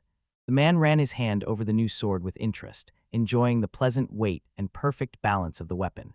He truly took pleasure in holding such a well-made sword. Lancelot admitted that what he likes most is the very process of battle. No matter the weapon, for him the main thing is to enter a duel and have the opportunity to become stronger. He said that for him a fight is a way to become stronger. Every clash helps to gain strength, experience, and learn something new. Nish recalled how his friends were always nearby. Together they fought through all difficulties. But one day, looking around, he noticed that he was completely alone. Now no one could approach him. He realized that with each victory he himself became stronger, but enemies appeared increasingly dangerous. Each new battle demanded more and more strength and endurance. Over time, he understood that only he was responsible for how to manage his power and his place in the world. All difficulties arose because of his weak will, which did not allow him to rely on others. With a smile in his eyes, he admitted that today's battle was especially interesting for him and gave a lot of useful thoughts. Lancelot emphasized that a true warrior always strives to become better. Masaru listened carefully, smiled, and decided to stop the duel because he felt he had done everything he was capable of. Suddenly, at the most tense moment, another girl grabs the goddess by the shoulder and says that 8 tickets are needed, not 6, which causes unexpected excitement and confusion among everyone. When night fell, it became clear the victory went to his opponent. Loud ovations rose around, and the spectators sincerely congratulated the young winner. The messenger, who was closely watching the events, smiled with pride and hope. It was then that the hero made a promise. The beastmen would finally await freedom and justice. At that time, the tavern became noisy. Guests enthusiastically discussed recent events and shared their forecasts for the future. A stranger approached the 2 men. His sudden appearance immediately alarmed them, and they began to watch him closely. Looking around, they noticed Lancelot. His presence immediately made everyone feel both respect and fear. The men were momentarily confused and began to get nervous, but Nish calmly reassured them, demonstrating his confidence and strength. They said that Lancelot came not as an enemy, but to talk about Masaru and find out the truth about all the secrets that had been hidden from him. He carefully reviewed all the collected information about the young hero and immediately noticed something unusual. This very deviation from the norm could tell a lot about the boy's future. The man pondered, something is wrong here. The guy's level is much lower than the hero's, yet his actions and behavior noticeably differ from all the others. The man addressed everyone and asked who among them could take on the responsibility of caring for the boy according to the accepted rules. Mrs. Hera understands that the girl lied to her and begins an honest conversation with her. In the course of this dispute, the truth becomes obvious, and it changes the course of events forever. At that moment, a girl, light-hearted and carefree, entered the tavern. She cheerfully greeted Lancelot, calling him Grandpa, which immediately surprised and amused the patrons. In a few days, many people gathered near the main entrance to the hall. All of them were waiting for something important or for news that could affect the course of events. The young hero noted, if all conditions are met, he will probably finally set out on a journey, feeling that his time has come. The hero noticed the blue spots on the man's face and asked what had happened, but the man did not want to explain, avoiding any explanations. Smiling, he told how he was knocked down by a wild horse, and at that moment felt a powerful kick in the back. It was then that the hero noticed the girl and was very surprised. In fact, she was a messenger, Lancelot's niece named Adelina. She politely introduced herself and thanked the young man for his performance, confessing that she really liked it, and from now on, Adelina said she would remain under his protection. The boy was a bit stunned after hearing this and turned to the hero with a request to explain what exactly he meant. The hero replied that Adelina is seeking new knowledge for herself, wants to broaden her horizons, and gain fresh experience. The boy realized that he could not manage on his own, and this girl could become a real support for him in all his affairs. Adelina approached the boy and noticed that he looked like a very interesting person whom one wants to trust and involuntarily respects. The hero smiled and said that he saw in her traits similar to the legendary Lancelot. Perhaps this is manifested in her character and unwavering determination. Two goddesses go away to talk to each other, and the main character remains, sinking into his own thoughts and waiting for their return. Everything becomes even more confusing. He said that if she wanted to join him and help, he would be only glad and gratefully accept her support. The girl sincerely rejoiced at such a response and felt that she had finally found a true friend and ally.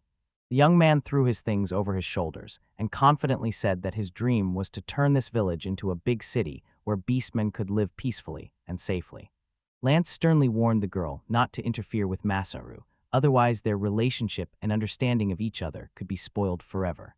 He listened with a smile to the sincere words of gratitude for hospitality and felt how the people around supported and respected him. The main hero, together with Adelina, warmly said goodbye to everyone who was nearby and with a thrill in his heart, set off further, ready for a new chapter of their adventure. The young man realized that his journey would last longer than he expected, but this did not scare him. On the contrary, he was ready to boldly accept this challenge. On the way, he solved several problems of the beastmen and collected many useful materials that would be needed in the future. When he returned to the rabbits, they greeted him with joy and sincere warmth. He felt that his people truly supported and valued him. He began to tell what had happened, introduced Adelina as his assistant and faithful ally, and said that they were ready to discuss all important issues. Next to him is a shop from which the aromas of fresh vegetables, juicy fruits, and fragrant treats pour out. Kara apologized to the Vectinians to settle the quarrel and restore peace. Thus she showed her wisdom and kindness. A girl with rabbit ears ran up to the hero. Tears of joy and excitement shone in her eyes. He felt his heart fill with warm compassion. Suddenly he realized that he wanted to feel this moment to the very end, enjoying every second under the watchful gaze of the goddess, who was watching him from afar. Embracing the bunny girl, he truly felt happiness for the first time. At that moment, he understood that all his efforts had meaning. The girl confessed that she was convinced the hero would simply go to look for the necessary resources, and she did not even suspect how much had actually happened. She noted that Masaru once again surprised everyone with his actions. In conclusion, the girl joked with a smile that her uncle could learn a thing or two from him. The man says that now it has become clear to him what Petarium really wants.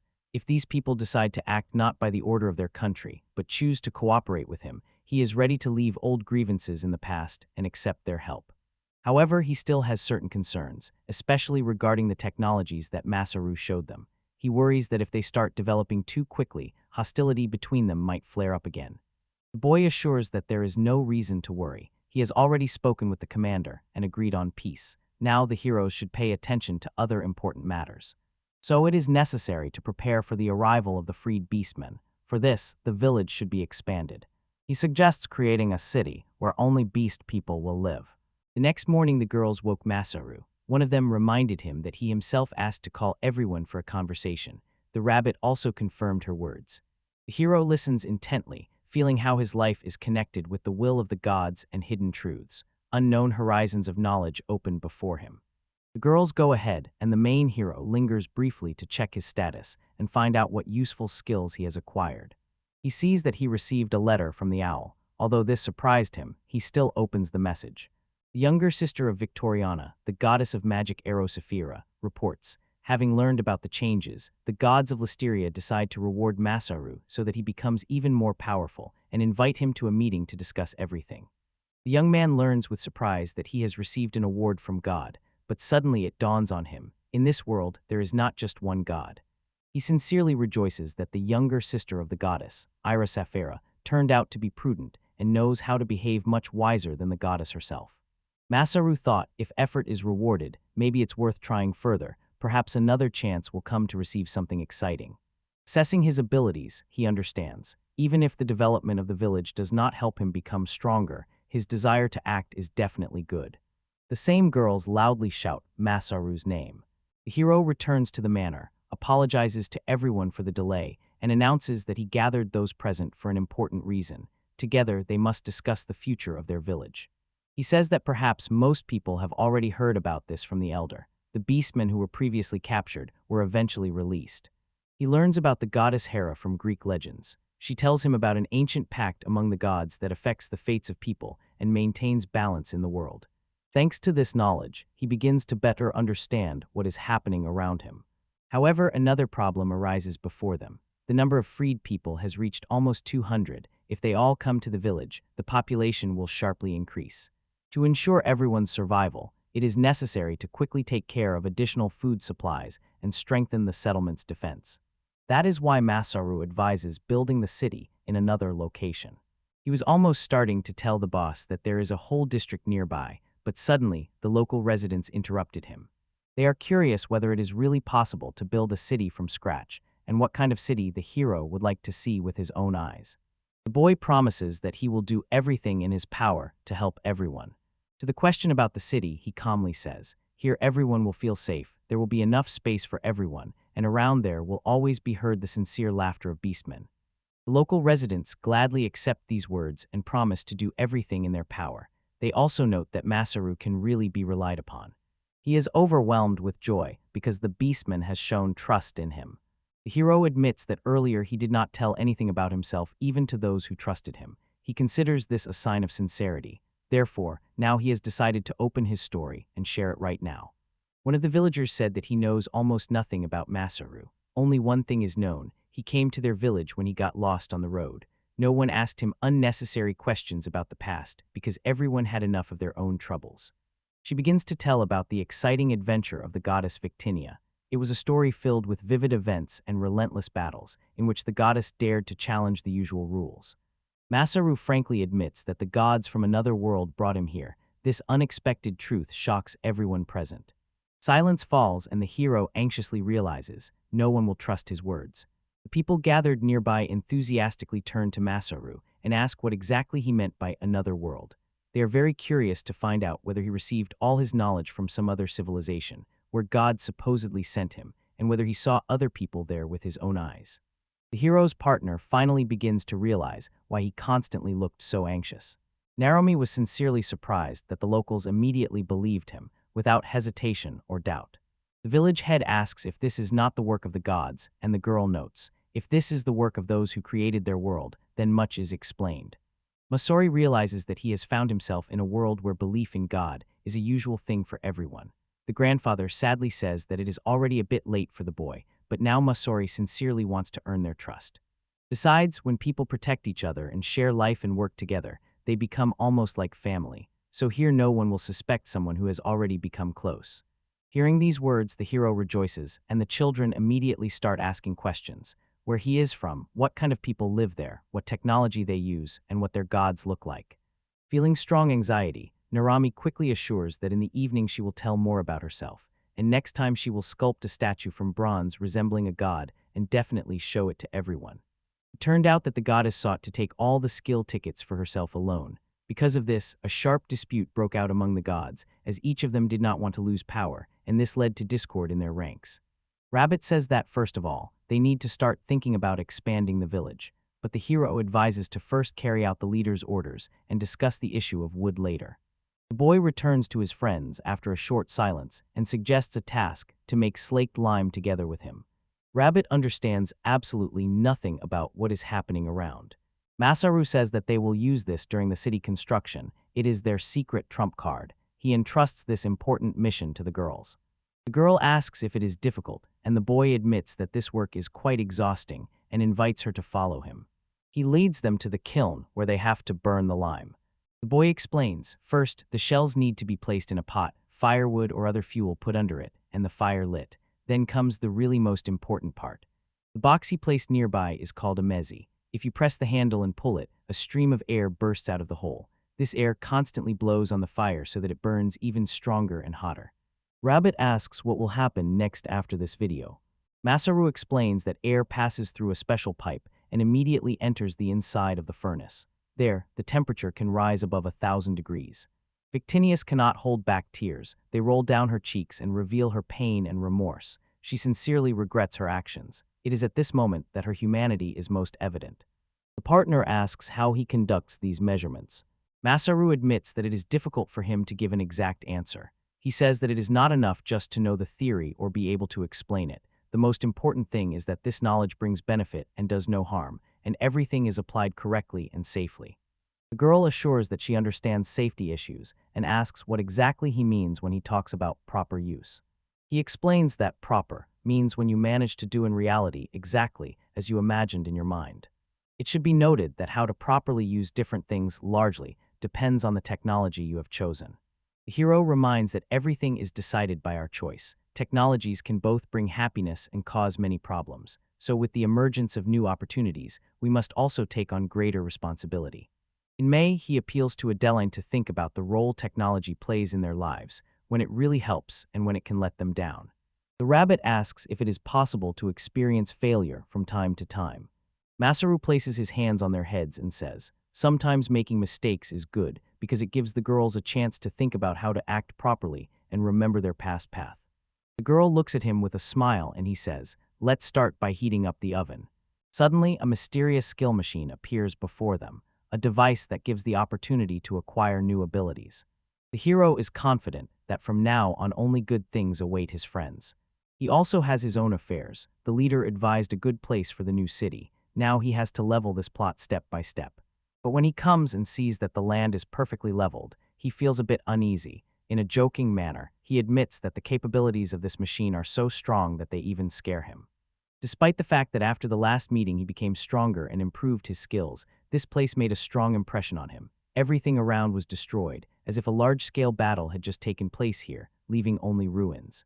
The place proposed by the leader was located high in the mountains and was quite flat. It could have been a great site for building, but the ground there turned out to be very rocky. Masaru understands that he cannot turn to the rabbit people for help with such complex material. Apparently, it will take a lot of time, and only he himself will cope with it using his own skills. He doubts his abilities but understands. Until he tries, he will not know the truth. Therefore, he dares to take a risk and begins the magic. Eventually, he arranged a spacious square measuring 100 by 100 meters. Drawing on the experience gained in Petarium, he calculated that it would take about 6 hours to fully restore magical energy, even if he replenished his strength gradually. If you look closely, you can see the issue of clearing the necessary territory is almost resolved. Narami will handle it in a few days. But he has no idea what to do next. If everything continues to progress this slowly, even if he worked without rest for 2 days straight, he still wouldn't finish the project on time. To apologize to the hero for the inconveniences caused, he is given several more tickets. Now he has as many as 10, and this is not only compensation, but also a sign that the gods trust him. Thus, the hero gains many more chances to become stronger and grow even faster. He thoughtfully looks at what remains and contemplates what to do with it. The hero begins to understand that something special is hidden behind the northern cliffs. Memories of old adventures arise in his thoughts. He rushes forward, going towards what he has always desired and what he has lacked since birth. Now the most important thing for him is to find it, so he runs headlong to the very edge of the abyss and finally notices what he was looking for. Many snails are hiding under the stone. The village chief thanked Masaru for his constant support and noted that thanks to his efforts, the village has become more comfortable and better for all the inhabitants.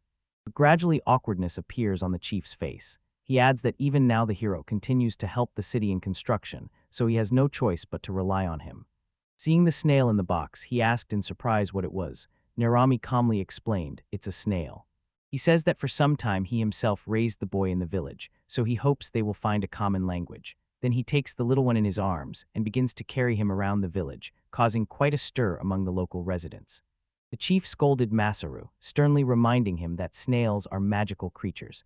Masaru silently nods, agreeing with the chief's words. Victinius speaks with biting irony, openly showing her dissatisfaction. Sharp notes of offense and irritation at everything happening around can be heard in her voice. The hero says that in the future, he plans to use these creatures for cleaning and garbage removal.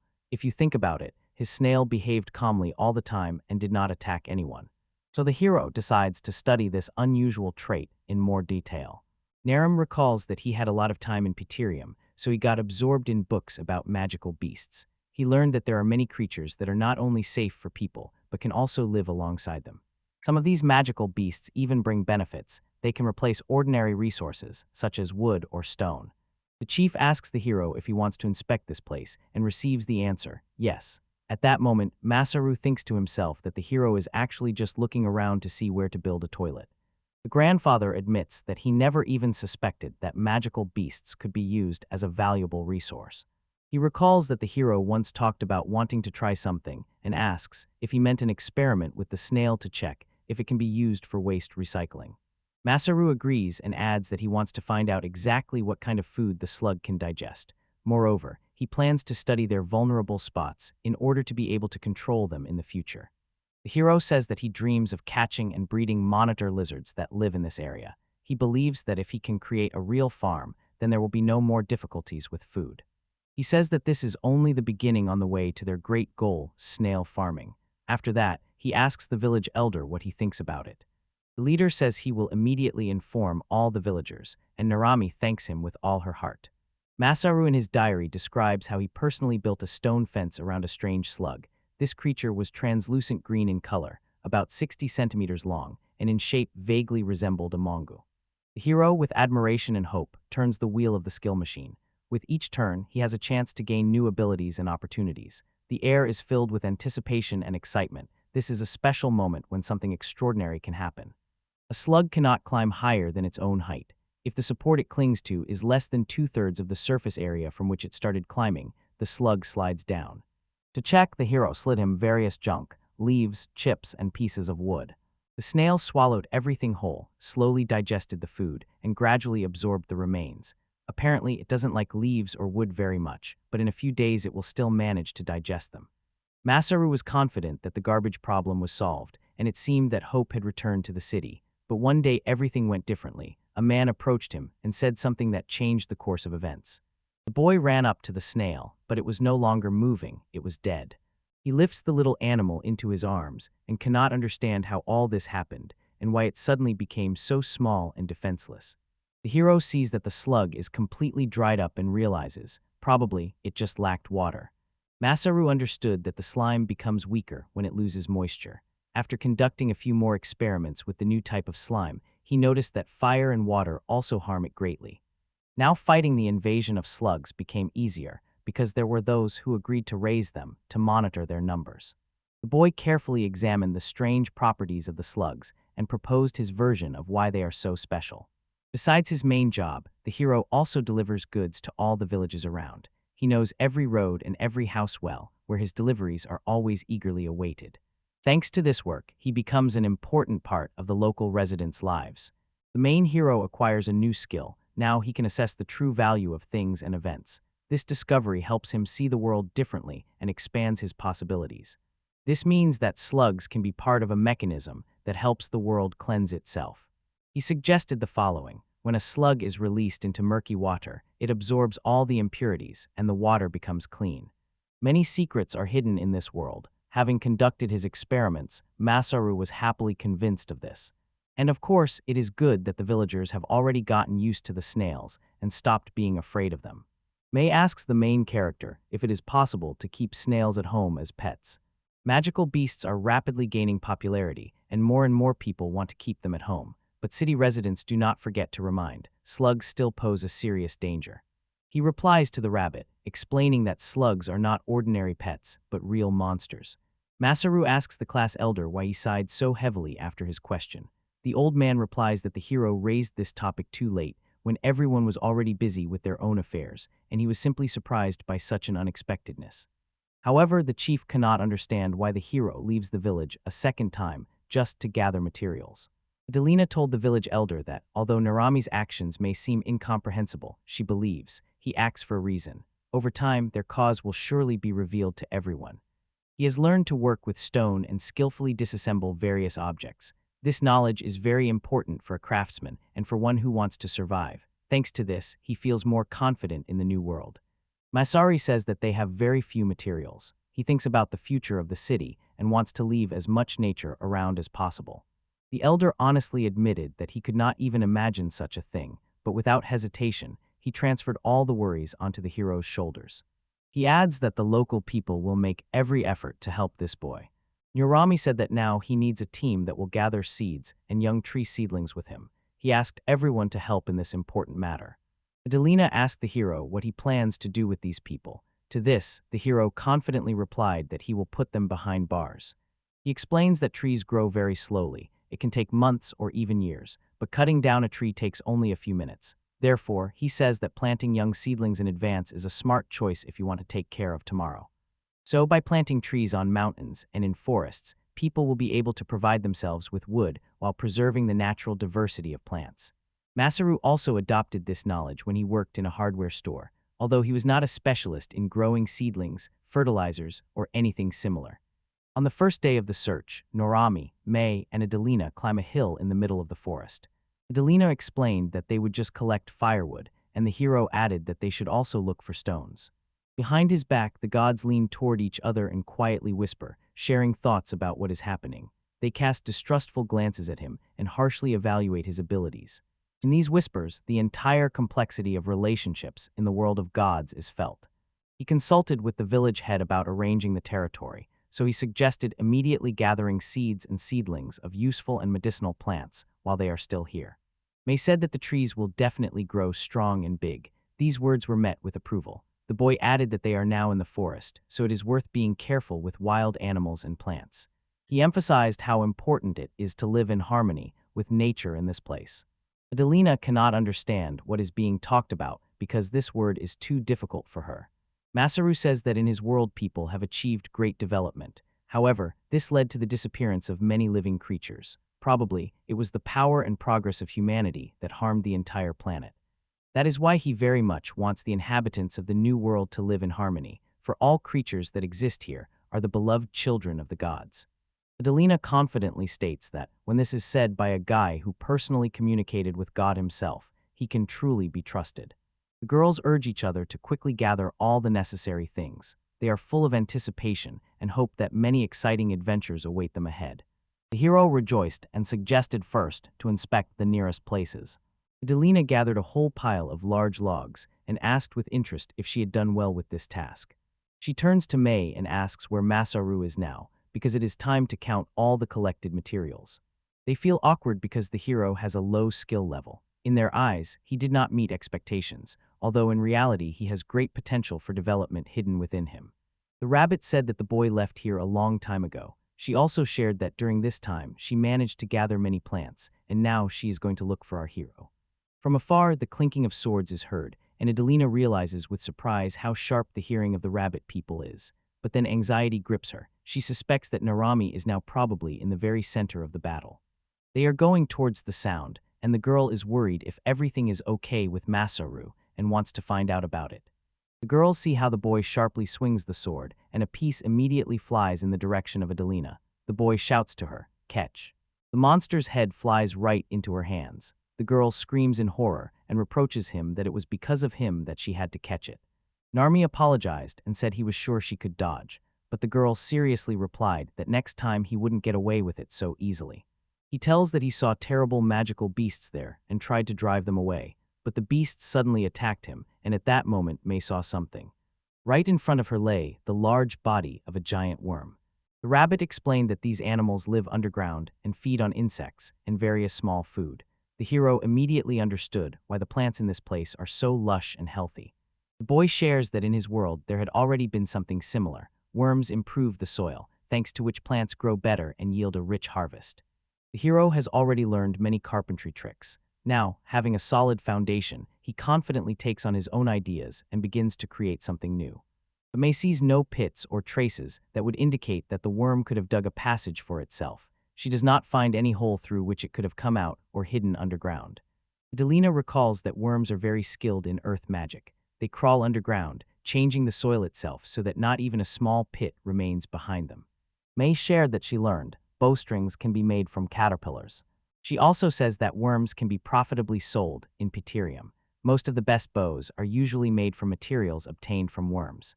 Masaru asks how to properly use this worm. Adelina explains that the muscles of this worm are very flexible and strong. They are often used to make bowstrings, leather armor, and many other useful things. The hero notices with surprise how useful this material is, and now he understands why some people hunt such animals. The partner notes that not everyone is capable of defeating this worm. May praised Masaru for being able to defeat the monster. In response, Masaru daydreamed. He really wanted to go hunting for magical creatures with his friends, from which many valuable materials could be obtained. Krill says that they usually hunt monitor lizards and guinea fowl to have something to eat. The gods are already preparing to send the hero to the underworld for trials. An important stage awaits him, where new difficulties will occur, and there will be an opportunity to better understand himself. The hero notices this bird and thinks that it is probably very tasty. He gets the idea to go hunting himself and try to catch a few such birds. She immediately becomes more attentive and says that these animals make characteristic sounds, so she might find them right now. Suddenly the rabbit hears a terrible sound and stops, filled with fear. She holds the sushi tightly, trembling all over, and her friends worry that something is wrong with her. She trembled all over with fear and began to cry. Narami, looking at her, remembered that during their first meeting she looked the same. The hero tensed, feeling that a goblin was hiding somewhere nearby. It may happen that she asks him to stay, although she knows how great his power is. She cries out in despair and shouts that this time Masaru will die because he will no longer have the strength to keep fighting.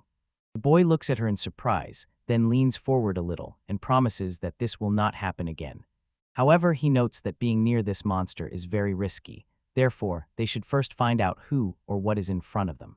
The rabbit asks if Masaru will return soon, and he is told that he will. Then the boy inquired where the monster is now.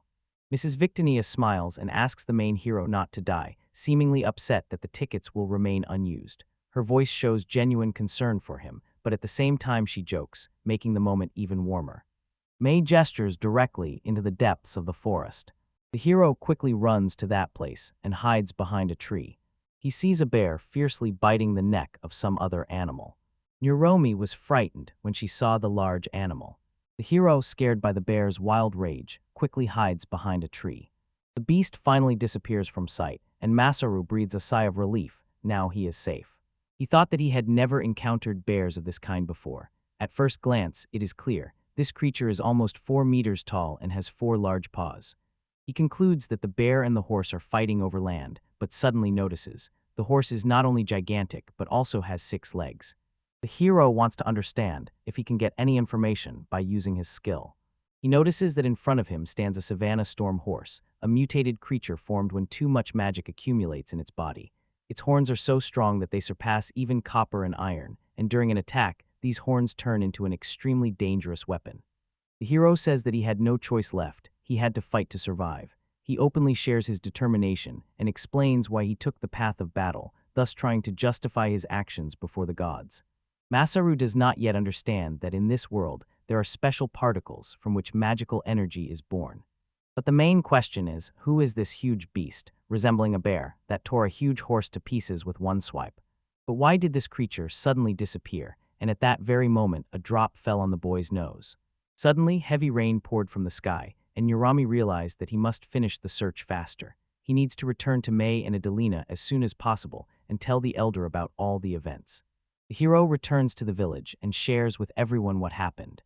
The leader explains to the people that the creature they encountered was not an ordinary beast, but a true demonic bear.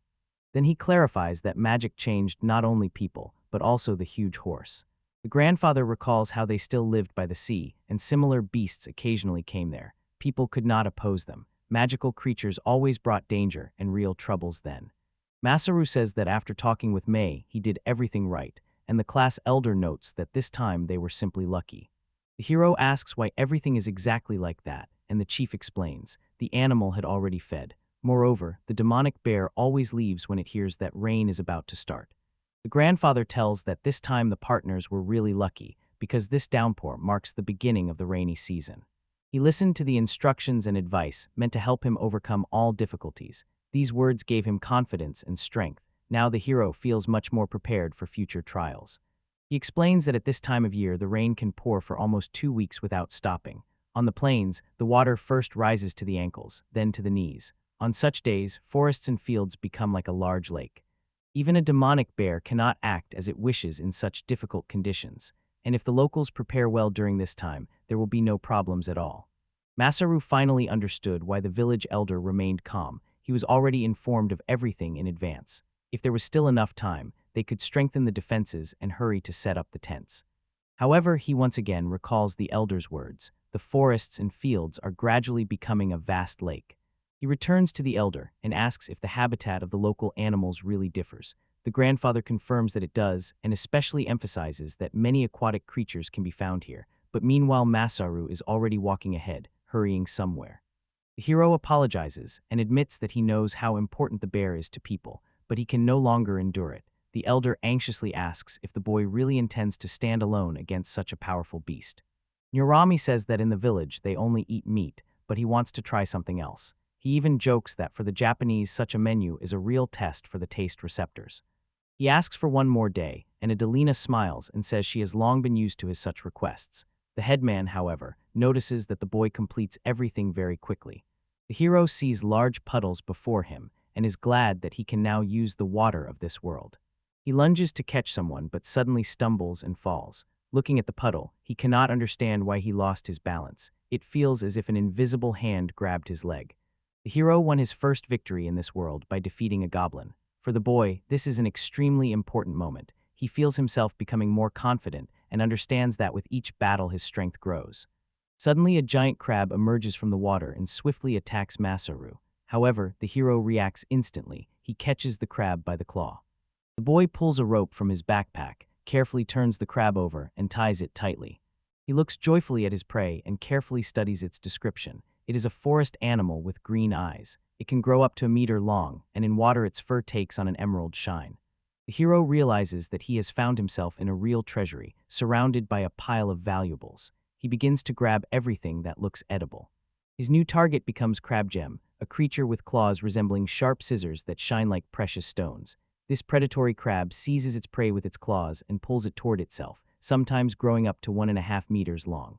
Next on the list is the moss shrimp. Its shell is covered with thick green moss, and it sometimes grows up to 60 meters, although such giant specimens are very rare. Further on his path he encounters Garland's poisonous frogs, whose poison is so strong that it is deadly even in tiny doses. The peculiarity of this poison is that each victim exhibits different symptoms, making it extremely difficult to find the correct antidote. Next he meets a python chameleon, skillfully blending with the surroundings and almost invisible. Finally he managed to catch a real giant, an eel that was almost 5 meters long and about as thick as a human arm, around 5 centimeters. Having caught a big prey, he feels true joy. Now he will no longer have to live on modest and monotonous food supplies. Besides delivery, he takes on any errands. The locals are already used to always being able to rely on him. He never refuses help and is always ready to support anyone. The main hero opens his status window, a special tool that allows him to monitor his skills and level. Now he will be able to better control his abilities and see how quickly he grows and develops. Suddenly, Victinus emerges from the portal and asks the hero what he is whispering to himself about there, which greatly frightens the main hero. She still cannot understand why he behaves so strangely, and Masaru only sighs and says that it is hard for him to get used to such things. He asked why she came exactly in the middle of a heavy downpour, but the goddess only smiled in response and said that with her divine veil, the rain cannot reach her. Yuso blushed and hesitantly said that she just happened to be here completely by accident. She claimed she was not at all interested in what Naomi was doing in the rain or what he planned to do with the crabs and other prey. The hero pondered, what if she had never tried human food? After all, she is a goddess. He says that each of us would like to see so many trophies together. The goddess notices that there are only dishes around and asks, is the food here tasteless? Masaru takes her by the hand, and they run away together in the rain, laughing and enjoying every minute of happiness. Narami builds a small temporary shelter to have somewhere to hide. The goddess noted that the building looks sturdy, especially considering that the boy assembled and fastened everything himself. Now Rumi decides to stay and wait for the girl, who has become a new friend and support for him. He begins to realize that he wants to build a relationship with her and find someone he can trust in this unfamiliar world. Her presence gives him the strength to move forward. The hero Victinius curiously tasted the crab to find out what it tastes like. She asks indignantly if they really plan to eat it raw, and Masaru explains that the crab just needs to be boiled. He invites to sit at the wooden table and advises to wait a little while the dish is ready. The hero decides to cook the crab, but the goddess notices that his hair is still wet. She takes a towel from the table and hands it to the hero. She carefully dries his hair, and the boy did not expect this. It surprises him, but the girl seriously says to stay still and not move. The boy says he understands her intention to dry his hair, but he wonders if she has always been so persistent. The goddess orders him to be silent and look carefully out the window because it is important to her. She explained that by her actions, she simply wanted to thank him for everything he had done, for his efforts, for helping the village, the coastal town, and for all the good deeds he had accomplished. After some time, Masaru places the already cooked crab on the table. Victinia says with delight that the dish looks much better than she expected. The hero notices that after the goddess's joke, the girl became confused and now feels a little uncomfortable. The hero says that this girl is actually not human, but belongs to the rabbit race. For him, this is a great discovery that changes his view of the world and those who inhabit it. Over time, he begins to get used to the diversity of creatures in his new life. The goddess takes a crab claw and tries to bite off a piece, but immediately complains that the hard shell is bothering her. The boy smiles and says that there is a special way for such cases. He carefully breaks off a piece of the shell, gently takes out the soft meat, and offers it to her. The girl cautiously brings the food to her lips, hesitates, and cannot dare to try it. She says with pleasure that the dish is very tasty. The goddess is amazed. How is this even possible? After all, this dish perfectly combines delicate umami and a light sweetness. She feels admiration and sincerely praises Masaru for his skill. He casually jokes that one should hurry with the food, otherwise Victinia will grab everything. But the goddess quickly stops him, ordering to bring her more meat. After the meal, the girl sincerely thanked the boy for the delicious food, confessing that she had never tasted anything like it before. The boy replied with a smile that he still had some food left. The goddess politely asks if she is allowed to take this item for her younger sister Narumi says that he remembers her sister well. She was the one who sent that message. He admits that she even has more common sense than some of his friends. The girl sighs angrily and notes that he should not have told her about this. Regarding the food, he does not object to her taking it, but asks how she intends to deliver the dish to his sister, because cold food will no longer be as tasty. He reassures. If special equipment is used, everything will be fine. Behind Lady Victinia stands the goddess Hera, a symbol of wisdom and power. Her presence fills everyone around with respect and a slight excitement. Hera carefully watches everything that happens and invisibly influences the course of events. The goddess notes that the boy is truly a jack of all trades and can perform many different tasks. She says that she can cook deliciously, invent useful things, forge swords, and watching him is not boring at all. Masaru does not understand what the girl is saying because he believes that he received his abilities from the gods themselves, but she only sighs and explains that she actually meant something completely different. Victinia explains that abilities alone are worth nothing. Knowledge and imagination are also needed to use them. These traits become the true foundation of everything. Finally, the boy understands what she is talking about. With a slight smile, he replies, "Of course, I know how to use it. I worked in a hardware store." He really did well with the task, especially considering that he had to go out of town to the center. The rural center for the home is a huge store occupying a spacious area. From early morning until late at night, there is a shop where you can find all kinds of flowers and plants. During the sowing period, the hero actively supported local farmers. He opened his shop earlier so they could buy everything they needed faster. He learned how to properly care for various flowers, trees, seeds, and vegetable seedlings that they planted and grew in different seasons. Masaru learned many skills. He could build and dismantle chicken coops and sheds, lay bricks, pave sidewalks, work with wood and electronics, care for animals, provide first aid, and much more. The hero is told that now he is free and can live as he wishes. There are no longer any restrictions or duties that held him back before. He has gained true freedom, and now only he himself decides which path to take next and what his life will be. The hero says that in his life he has seen and felt a lot, so he knows many different things, but he also says that this experience is worthless if it is not passed on to others and taught how to properly use the acquired knowledge. He suddenly exclaimed that he understood everything and remembered very quickly, even without outside help. The manager just smiled and remarked that no advice was needed because this guy could achieve even more. However, Narami quickly pulls himself together after this awkwardness. Then the goddess says that everything that happened is only for the better for him. She is confident. It is precisely thanks to his support that people's lives will become better. She tells that she heard about the bronze statue made in her honor, and as a true goddess, she is very proud of it. Masaru feels a bit uncomfortable because of this. But first he realizes that he must overcome the demon bear. Otherwise, for the beastmen who have just arrived in the city, an encounter with it will be very unpleasant. Seeing the living Victini, he understood everything. He came to the forest for hunting, but Victini only pretends to avoid talking about the bear. The goddess angrily addresses him, warning that she will not allow him to run away or retreat. She asserts that the hero came into this world not just like that and is capable of miracles. She is confident she will not believe that he is weak, no matter how much he tries to prove it. The hero responds to her words with a smile and says that it is not quite fair to raise such a topic. After that, he asks what the goddess intends to do if he really decides to escape. Victoria says that she will never forgive him for that. The girl rabbit approaches the hero along with a group of archers. They sincerely thank him for his help and show that they support him. This moment becomes a symbol of new friendship. The hero finally feels that he is no longer alone in this world. Masaru laughed and remarked that she behaves like a little child. This greatly angered the goddess. He adds that if Oxenia thinks so, then he will not be able to remain indifferent and do nothing. The residents energetically work on the construction. Someone loudly demands to make the wall here stronger. Another wonders if lime should be added to the mixture of seawater and clay, and someone is already being called to quickly bring new stakes. Masaru was carrying the boards when suddenly he heard someone from the village call him. He says that the wall near the entrance is almost finished and asks the hero to come and assess the result. The young man notes with surprise that the wall looks simply wonderful. The beastman notices that the locals have also built a watchtower. He says that now they don't have to worry so much. In case of danger, the guard will warn of an attack in advance. The locals are also trying to finish building the platform at the outpost as soon as possible so that the archers can open fire from there. Misari helps them and asks how the construction is going in other places. The beastman says that traps are still being set outside the city. She asks Narami to give them some more stone to continue the work.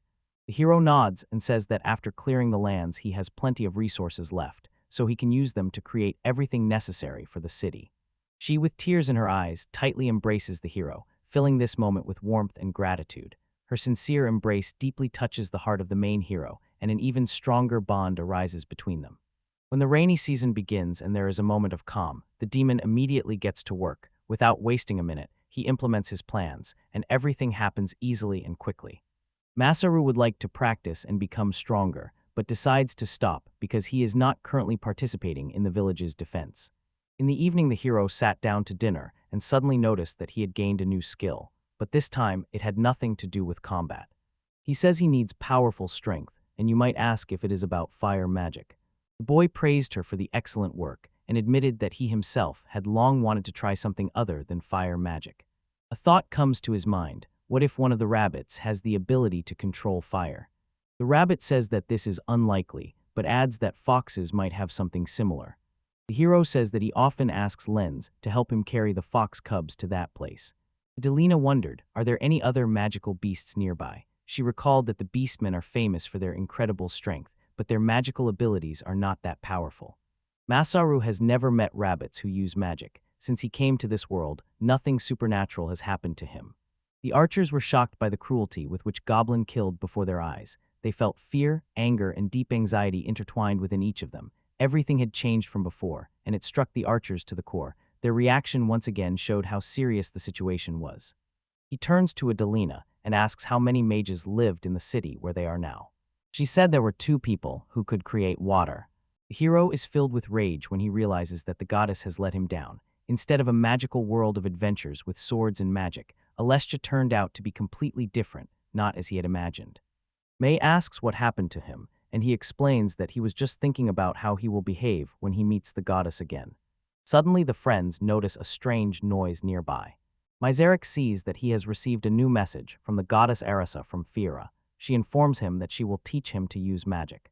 The interested rabbit honestly admits that he has never encountered anything like this, and Adelina calmly explains that words are written on this subject. Narami exclaims in surprise that he has already managed to tell the girls about the goddess, and at that very moment receives a message from her. This fragment tells what science and magic are like in the modern world. Right now, they are just beginning to create basic knowledge and define the main rules here. Magical creatures live in this world, but it is these people who are the true masters of magic. Narumi begins to tell how everything happened. He shares details and explains in detail why he acted that way. After his words, the situation becomes much clearer for everyone. But the intelligent races, humans, elves, beastfolk, and demons, only observed magic from afar, and no one dared to reveal all its secrets. Therefore, the gods want Masaru to become the conduit of magic for all people. They watch with interest how he will change and develop this world. Adelina asks if he can perform magic, since she received his message. He says that he will probably be able to use healing magic. The hero recalls that the message from the gods did not mention the technologies themselves, but only knowledge that could become the foundation for magic. He thinks, maybe the gods want him to help the people of this world master this knowledge. May asked Masaru if he at least understands the basic principles of magic. Masaru honestly replied that he knows nothing about it at all. However, if it becomes necessary to teach others magic, he does not mind even opening several schools to give as many people as possible the opportunity to master this art. In other words, he plans to build a school. Revit asks if this place belongs to his world, and the hero answers, this is exactly where they study. Starting from 6 years old, almost everyone spends 9 years here, gaining knowledge and studying various sciences and skills. Adelina watches this with delight and realizes that this is exactly how new technologies appear in their world. The boy responds by saying that unique inventions also exist in their world. The girl asks how their world differs from the one the boy came from. He finds it hard to explain this simply with words, but suddenly he remembers that he has one thing with him that perfectly helps to show this difference. The main character asks to stay living in the village because he is looking for a home and peace for himself. This is an important step for him, as it will allow him to adapt to the new life and become part of this community.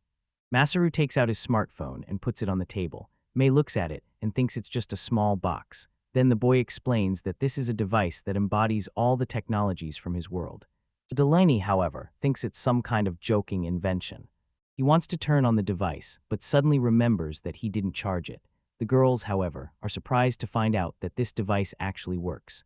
The hero began to suspect that this happened because he put the item into a drawer with things. He always knew that food and living creatures do not spoil there, but now he clearly understood, in that chest, time really stops for them. May asked what this smartphone is capable of. Nara replied that it is a device that allows communication with others, even when they are very far away. He adds that the smartphone can not only take photos and record videos, but also store thousands of songs, connect to the internet, and run games. For the girls, imagining so many possibilities is a real surprise. The hero realizes that the girls probably haven't fully understood the situation, so he decides to simply show them what really caused their joy. He takes photos of the girls, plays music for them, shows various games, a calculator, and many other interesting features. Late at night, Masaru realized that he had relaxed too much and just started enjoying the moment. He had to think about magic as me advised. The matter is not only about education. The problem is that he cannot teach others anything if there is not even the simplest knowledge around. He does not understand at all what Arasofer planned, but he is sure of one thing: a goddess is involved in this story. Therefore, he turns to Vectini with the question, what should he do if his only magical ability is healing? The hero not only repairs tools but also tends the garden, keeping the entire household in perfect order. His skillful hands give old things a second chance, breathing new life into them. The archers suggested talking about everything on the go, showing their openness and willingness to help. A sincere conversation helped them bond even more as a team. The goddess appears and easily explains that actually everything is not so complicated because Masaru has already mastered magic. She quickly realizes Narumi tricked her here to force her to answer his questions. He only smiles in response and admits he decided to ask about it because he was sure she was watching him. The boy says that he is already aware of this, but adds that he only has abilities in healing magic. In response, the goddess smiles and assures him that he is mistaken. She said that he had already used magic when fighting with Lancelot. She adds that Masaru most likely did it accidentally while strengthening his sword with magic. The boy explains that it happened only once. Then he asks, what about that incident with the fight against bandits in the mountains? Victinius replied that he had only used his abilities. The skills granted by the realm of gods appear in the form of a box. For Naramis, it was a home center where he could work and rest. He is interested in what healing magic is in this world. The goddess explains, to heal a person, you need to know medicine well. Even if you cast magic, the result does not come instantly. Full recovery will take some time. Masaru admitted that he had always considered his abilities strange. They seemed too simple and suited only to himself.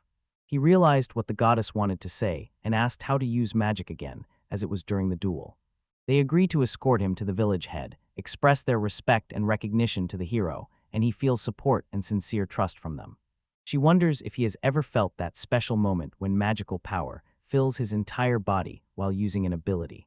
The hero with a confident look nods and shares a story about how once he had to use all his magic to the last drop. Victinia explains that magic is like fuel or energy that you need to learn to feel within yourself. She says the most important thing is to understand how this power moves through your body, because that is the foundation of magic. Masaru says he will do everything possible. He believes he can succeed if he tries. He asks if she really should have shared all this with him, and whether it would be considered meddling in other people's affairs. The goddess seems worried, but tries to convince everyone that she is fine, and her anxiety is in no way related to fear of Harina's wrath. The hero asks Victinia with a smile whether she really cares about him or just wants to avoid trouble. His words greatly irritate the goddess. She warns him not to get cocky because she has good reasons for it. The goddess asks him to allow her to help. She explains that her younger sister, Irazafira, the goddess of magic, is to blame for everything. As the older sister, she considers it her duty to take responsibility for her actions. Masaru says he holds no grudge against magic and sincerely thanks her for caring about her younger sister. The rabbits lead him to the most important place, the source of power and wisdom. It is here that a new stage of life begins for the hero. Now he must earn trust. Learning about this feature of Victinius, Narami began to study magic daily with enthusiasm. The locals were also able to protect themselves from attacks by demonic bears. The village was once again filled with life, and its inhabitants enjoyed quiet and peaceful days. But Masaru is not at all pleased that the bear did not even show up. Adelina says with relief that it is good the monster did not appear, but the boy warns her, do not lose vigilance, because it is quite possible that the animal will make itself known next year. May is interested in whether it is possible to feel safe in the village now. The village head thinks about her words and notes that even the arrows made by the hero can be useful for hunting. Adeline looks at him in surprise, noticing that he made the arrows himself. Masaru explains, he specifically added opposing barbs so that pulling such an arrow out of a wound would be almost impossible. He explains that if you coat the arrow tips with poison, they will become much deadlier. Such arrows cannot be pulled out until the poison spreads throughout the body.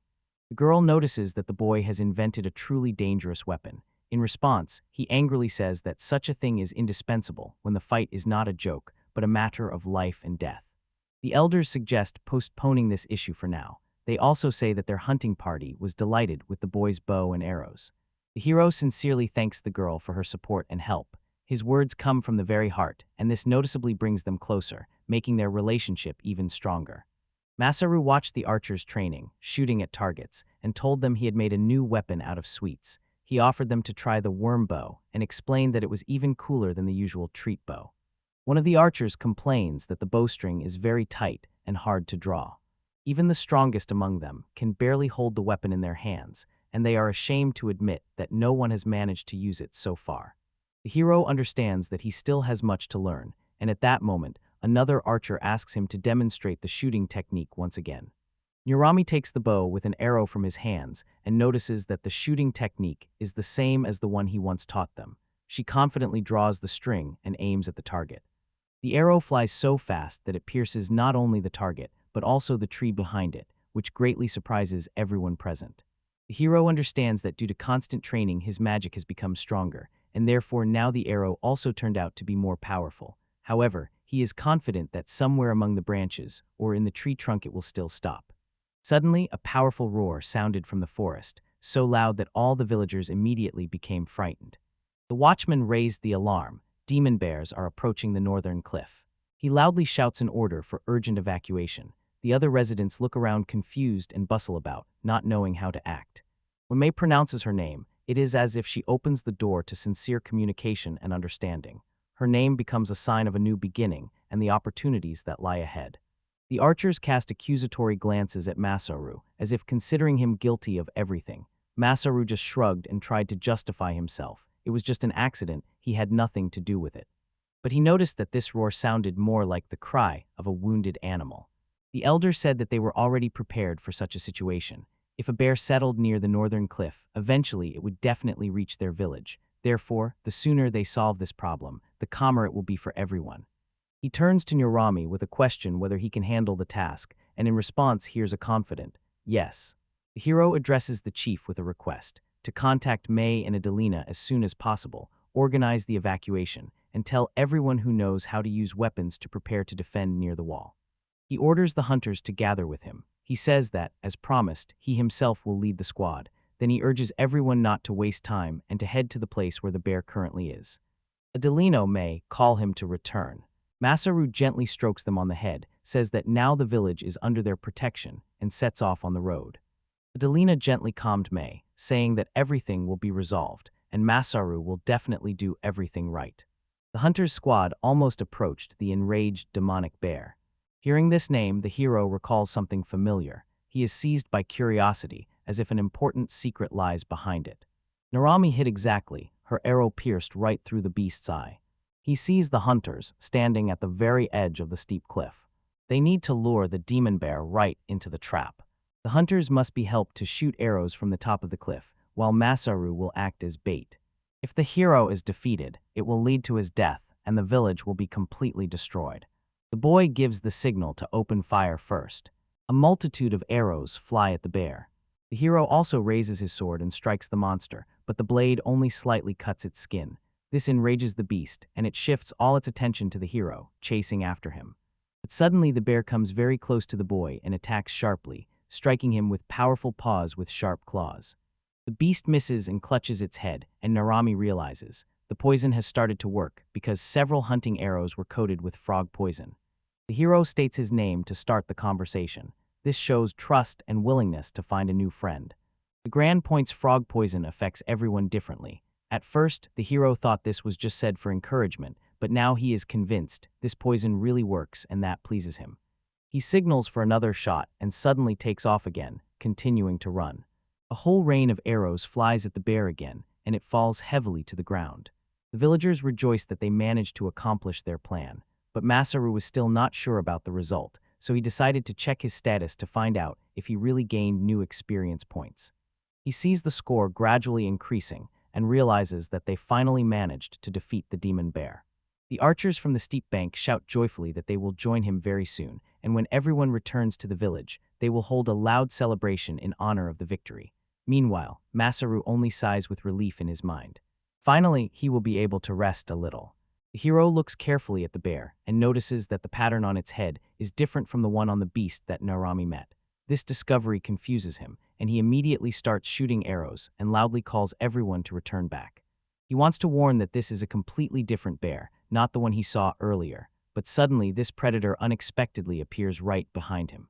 Masaru suddenly faces an attack from the monster and tries to defend himself quickly. However, he does not manage to avoid the danger and flies backward, passing through one tree, then crashing forcefully into another. The boy is shocked. It is hard to believe that there are two demonic bears in this place.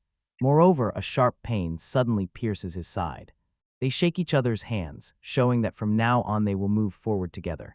This is their promise to always support each other and help in any situation. He notices that his armor is torn, and there are new, still unhealed wounds on his body. The beast does not stop and attacks again and again with furious charges, while the archers vainly try to aim at the bear and shout at Masaru to move aside as quickly as possible. But the bear caught an arrow with its paw, which greatly frightened the hunters. The beast begins to growl at the shooters and slowly approaches closer. One of the shooters notices this and commands the others to line up again. At that moment, the arrow shot by Masaru precisely struck the bear in the paw.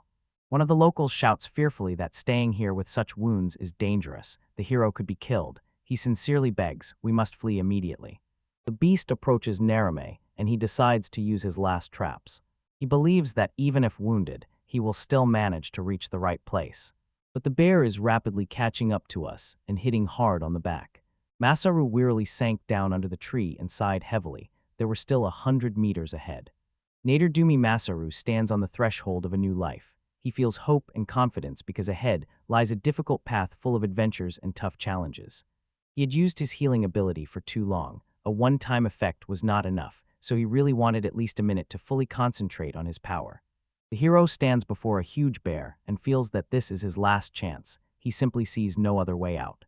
He believes that among all the trials he has indeed managed to find those he truly wants to save, those he sincerely cares about. Because of this, he sincerely asks them for forgiveness.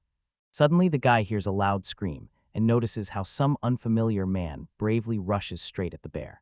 Adelina angrily lunges forward with a weapon in her hands and loudly declares that she does not consider the one who defeated that man to be strong. I add, if it's only about gathering information, there's nothing to be ashamed of. Masaru looks at his partner in surprise and asks how such a thing is even possible, but the girl just smiles and says, "First, thank me." The girl says that although she came to help him, she will still take the victory for herself. She also adds that the hero should thank May, because it was thanks to her that Adelina was able to appear on time. As soon as Masaru rushed after the demonic bear, the girl suddenly noticed the rabbit next to her became even more restless. Adelina turns to her friend and says that she is ready to listen to her carefully. The hero recalled his life before he was born again. He spoke of the last minutes of the past and unfulfilled dreams. Vivid memories from distant days came alive in his thoughts, now seeming part of a completely different world.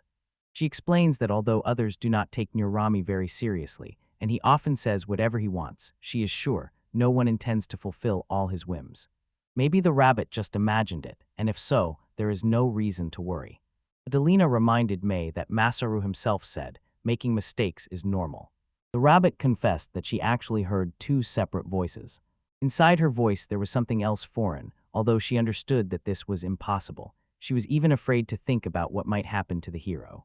May, with tears in her eyes, begs Adelina. She desperately asks for help. Narami says that after his return, simple affection, like stroking the head, is no longer enough because now she herself saved him. The girl, standing before him, confesses she really wants to return home safe and sound. However, deep down she hardly believes in this and is already preparing for the upcoming battle. She confidently says that her strike was accurate, but the bear is still strong and not going to give up.